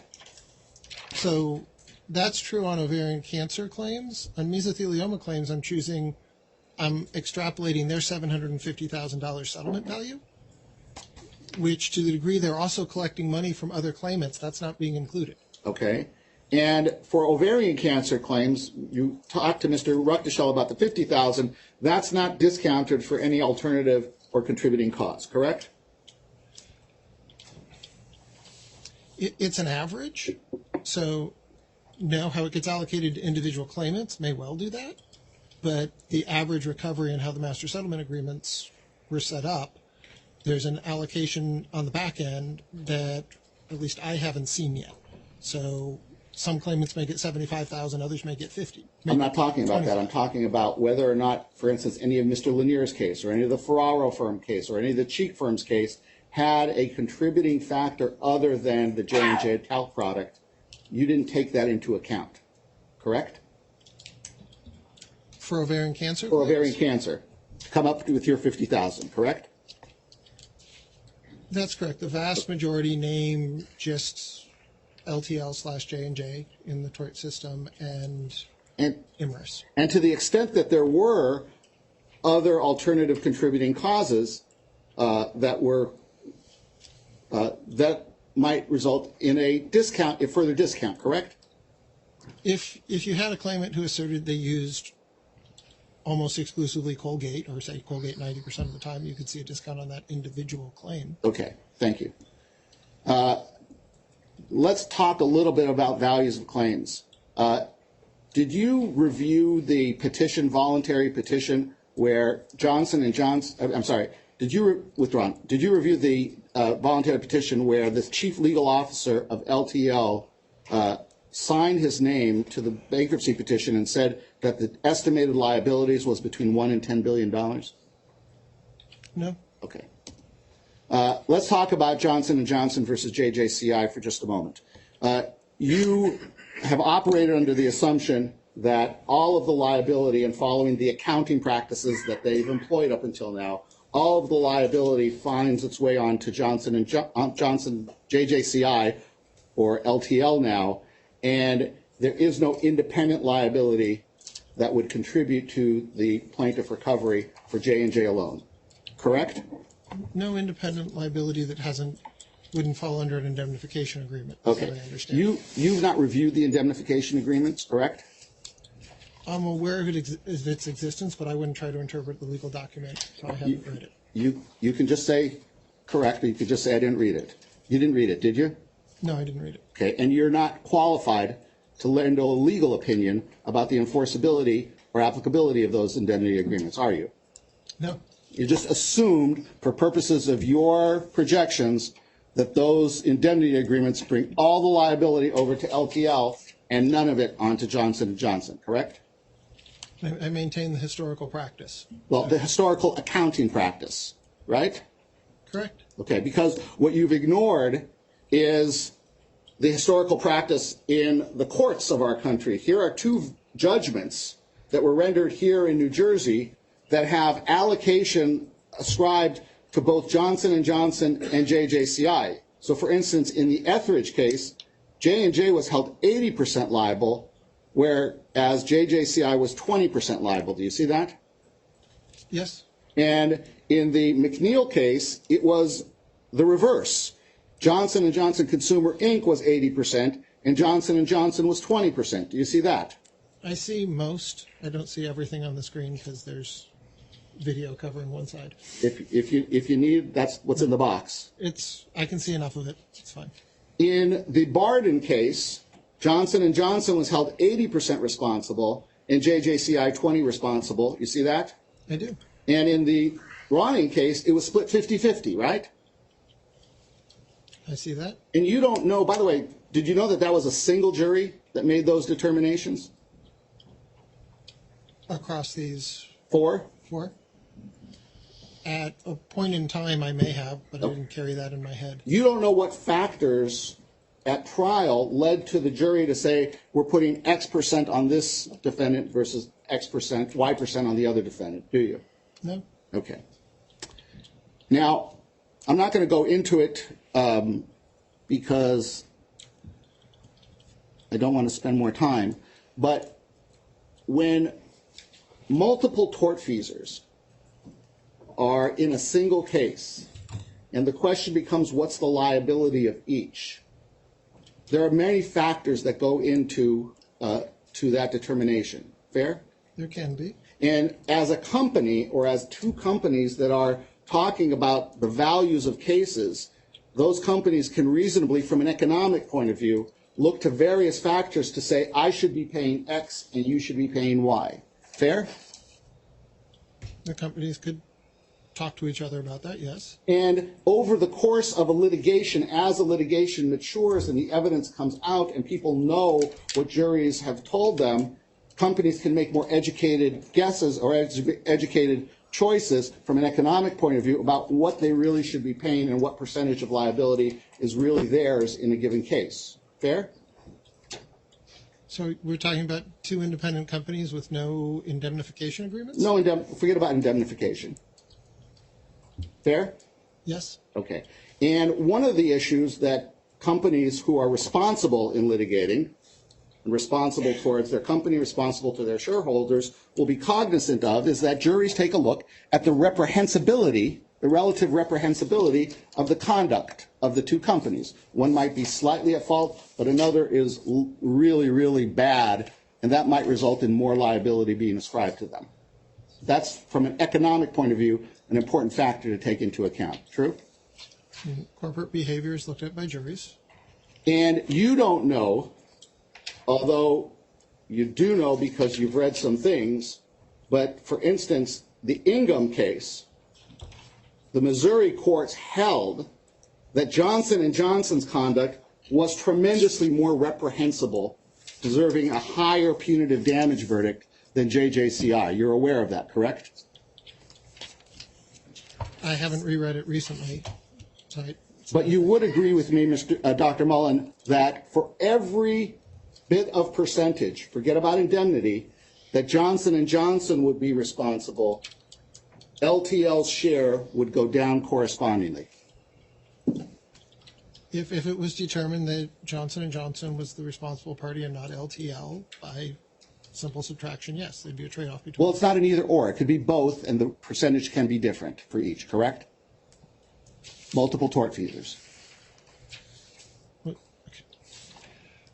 They could both be liable, but in different percentages, like the jury in the Barden and Ronning determined, right? Correct. Okay, and for every percent that Johnson & Johnson is responsible and not LTL, your projections go down by that percent, correct?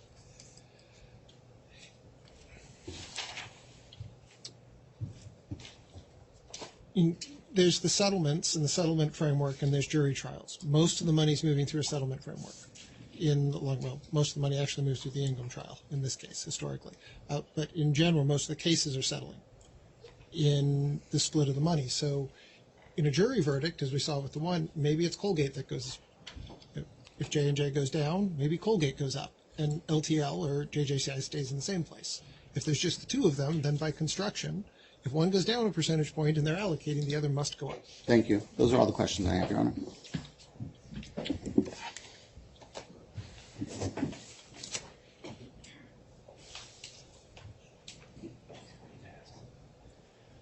Didn't use anything in the box. Good afternoon, Dr. Mullen. My name is Erica Johnson. I represent the Ad Hoc Committee of State Attorney Generals. I wanted to ask you some questions about how you treated government action claims in the balance sheet analysis that you conducted. In your balance sheet, you calculated net present value of defending and resolving the government action claims at less than $1 billion, correct? Correct. And that was calculated based on two components. One, the settlement value, and two, the defense costs, correct? Correct. And in calculating the settlement value, counsel instructed you to assume that the settlement value of the government action claims would be between $0 and $400 million. Is that correct? That is correct. And you followed counsel's instructions, correct? Correct. You didn't conduct any independent analysis of what you thought the value of the consumer protection claims would be, correct? That's correct. The other component to the net present value for the government action claims was defense costs, right? Yes. And J&J hasn't tried any consumer protection claim for talc historically, correct? That's correct.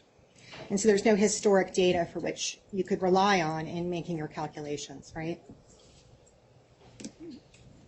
That is specifically this case going to trial now. And so instead what you did is you looked at the historic cost for a personal injury claim that LTL, the predecessor, LTL really, had defended in the past, correct? As informative in that there's a lot of overlapping issues that would be tried. Is that correct? That's the data that you used to calculate what the defense cost would be? And specifically what you did in footnote 126 is take the most expensive personal injury matter that LTL had ever defended, which cost $17 million, correct? Correct. And then from that $17 million, you added an amount to say that on average it would cost $25 million to defend the consumer protection claims, correct? Well, because the balance sheet test was intended to, if anything, overstate. And so on this, I wanted a number that on the defense costs that I was confident that if we had 20 states go through trial at $25 million each for $500 million, that would be ample money for handling the defense cost of that. Okay, It's not supposed to be set an unbiased estimate of where you'd be. It's more for that balance sheet test where you're looking at solvency, what's a number you have a high degree of confidence you'll be under. So it's correct that you took the $17 million and increased it to $25 million to say that would be the average cost to defend the consumer protection claims for purposes of your analysis, right? Correct. And then you assumed that at most 20 states would litigate, or government units would litigate those claims, correct? Correct. And so you took the $25 million and multiply it by the 20 states to come up with the $500 million total defense costs. Correct. Assumption. Okay. So the $400 million that were the settlement value was an assumption, right? That was a direction from counsel, correct. Okay. And then the $500 million in defense costs was also based on assumptions. It's an extrapolation from available data. So there's a combination of some of it, based on cases that had some overlapping issues. and trying to get a sense of a number that it would very likely cost less than.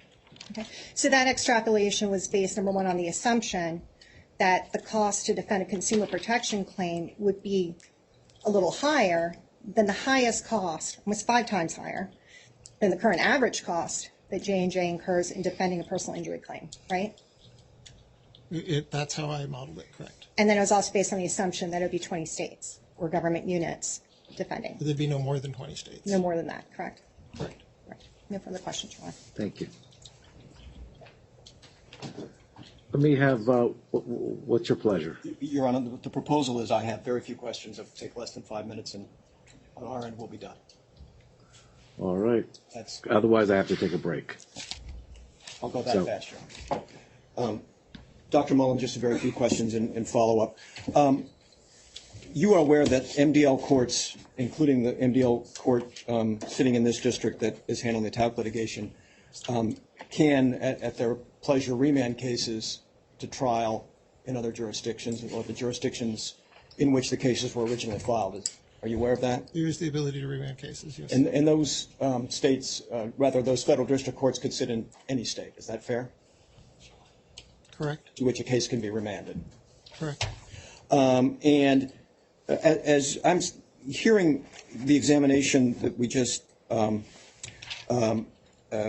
heard, are you aware of any member of the plaintiff's bar or any group of plaintiffs' lawyers in the talc litigation who have offered to limit the number of trials they would request upon remand? I'm not aware of that.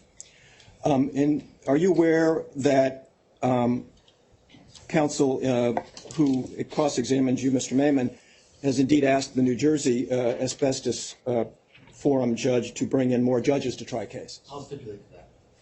Thank you. And have you also become aware that his firm has asked judges to consolidate up to 22 plaintiffs in a single case? Stipulate to that too. Thank you. And speaking of consolidated trials, have you ever known a talc defendant to advocate for consolidated trials? On the defendant's side? On the defendant's side. I'm not aware of one. And consolidating trials, Dr. Mullen, does that mean there will be fewer trials in any given year? It could, but that doesn't necessarily mean that. And you're aware of the backlog of trials, or backlog of cases that have been stayed in this litigation that may go forward to trial, fair? Yes. And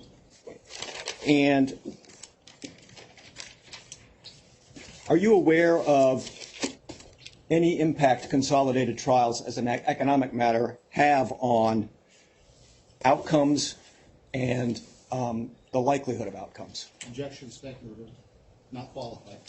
Overruled. There is a literature that looks at that question. I think Professor Rangal at Caltech studies that topic. I think I cited some of his work, but that literature in general shows that when you consolidate trials, the likelihood of a plaintiff verdict rises, and conditional on a plaintiff verdict, the damages on average that get awarded also rise.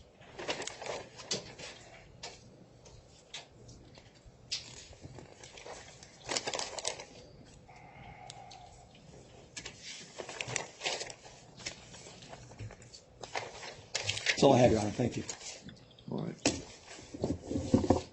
Your Honor, I have equally very, very short, if it's okay. Based on the redirect? Yes, Your Honor, and just one or two things to clarify that based on testimony that's come out. It's No, just based on the redirect.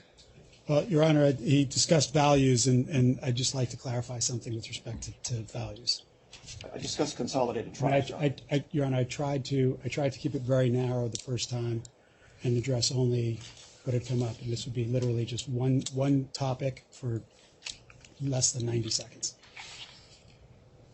I'm not going to let you go beyond 90 seconds. Go ahead. I promise, Your Honor.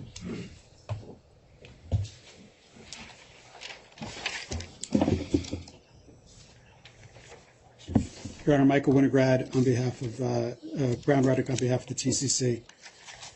I just have a very few questions. Dr. Mullen, we've talked about the values, the $11 to $21 billion high-end stress range over the long term, the 3 to 7 billion estimation with respect to the first 3 years, correct? Yes. And I just want to clear up one thing. That analysis accounts for any potential IMRIS indemnification obligations, correct? Correct. Okay. Thank you, Your Honor. Very good. Even less than the 90 seconds. I did my I best. assume we're done? We are from the sun.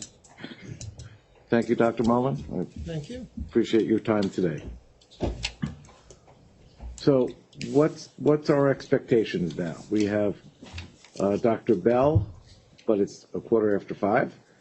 We have 4.5 hours roughly of closing tomorrow. We should be able to accomplish both tomorrow? Excuse me, Your Honor, may I ask one question? You just got, any questions? We'll just get them in. Are you gonna have to do your thing? So you're not gonna cross it? I haven't checked that. Thanks. Sure. Yeah, done.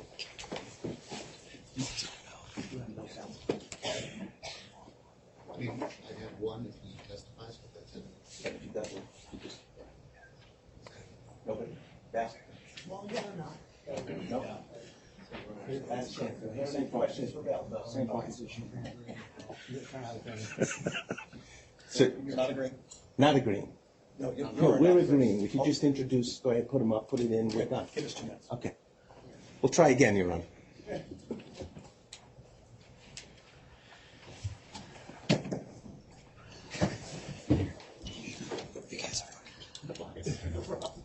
It's the answer.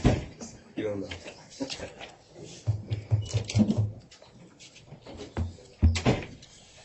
Your Honor, if the answer is yes, then I'm anticipating. yeah, and then I assume we could just, unless there's anything else, what I would recommend is in the morning, tonight we'll work just to get the exhibit list together. Right. We could just submit that and then go right to closings. That's fine. I'll give a ruling on the objections to Dr. Mullen's report. Thank you, Your Honor. In the morning. Thank you, Your Honor. We're going to do everything in the morning by consulting, yeah. That wasn't you. It was me.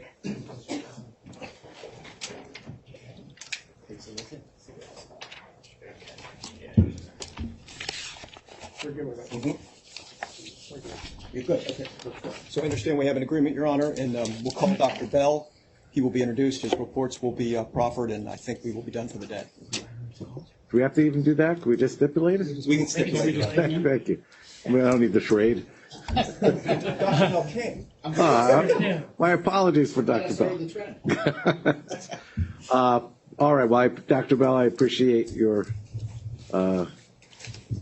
bearing through all this. I appreciate the professionalism of counsel in agreeing. So that leaves us for closing tomorrow and the evidentiary issues. Do you want more time? I mean, I have what I said. I'm participating on a seminar from 10 to 12 to 1:15. So we have before that, and then we have after that to finish the closings. Do you need more time to go over the evidentiary issues in the morning, or do you want to start at 9? That's what I'm getting at. I don't believe so, Your Honor. I don't believe so. I think we could start. Start with closings at 9 and then deal with the evidence. I have one question. I don't necessarily need an answer unless it's obvious, and and you can say so. We've missed Mr. Satterley here these days because he's been trying the Valdez case in California. To the extent, and they're close to, I think, probably winding up. To the extent that decision comes down and it's $0 or $500 million, I'm just picking a number. Will that have any bearing on this going forward? And arguments? Just logistically, Your Honor, I can tell I've contacted Mr. Satterley. They're expecting to close evidence today. They're expecting for Judge Siebel to charge the jury today, and then they're breaking until July 10th to have closing arguments. Well, I guess that then it's not going to be. What I wanted to avoid is arguments in the future about whether it's going to be included in supplemental submissions to the court. It doesn't seem to be that that's going to happen. then that makes it easier. If anybody thinks otherwise, we'll discuss it. Thank you, Your Honor. All right, well then, thank you all, and we're adjourned. Could I just ask everybody over here to pick up your glass? That's right. Once again, it's not Yankee. Recording stopped.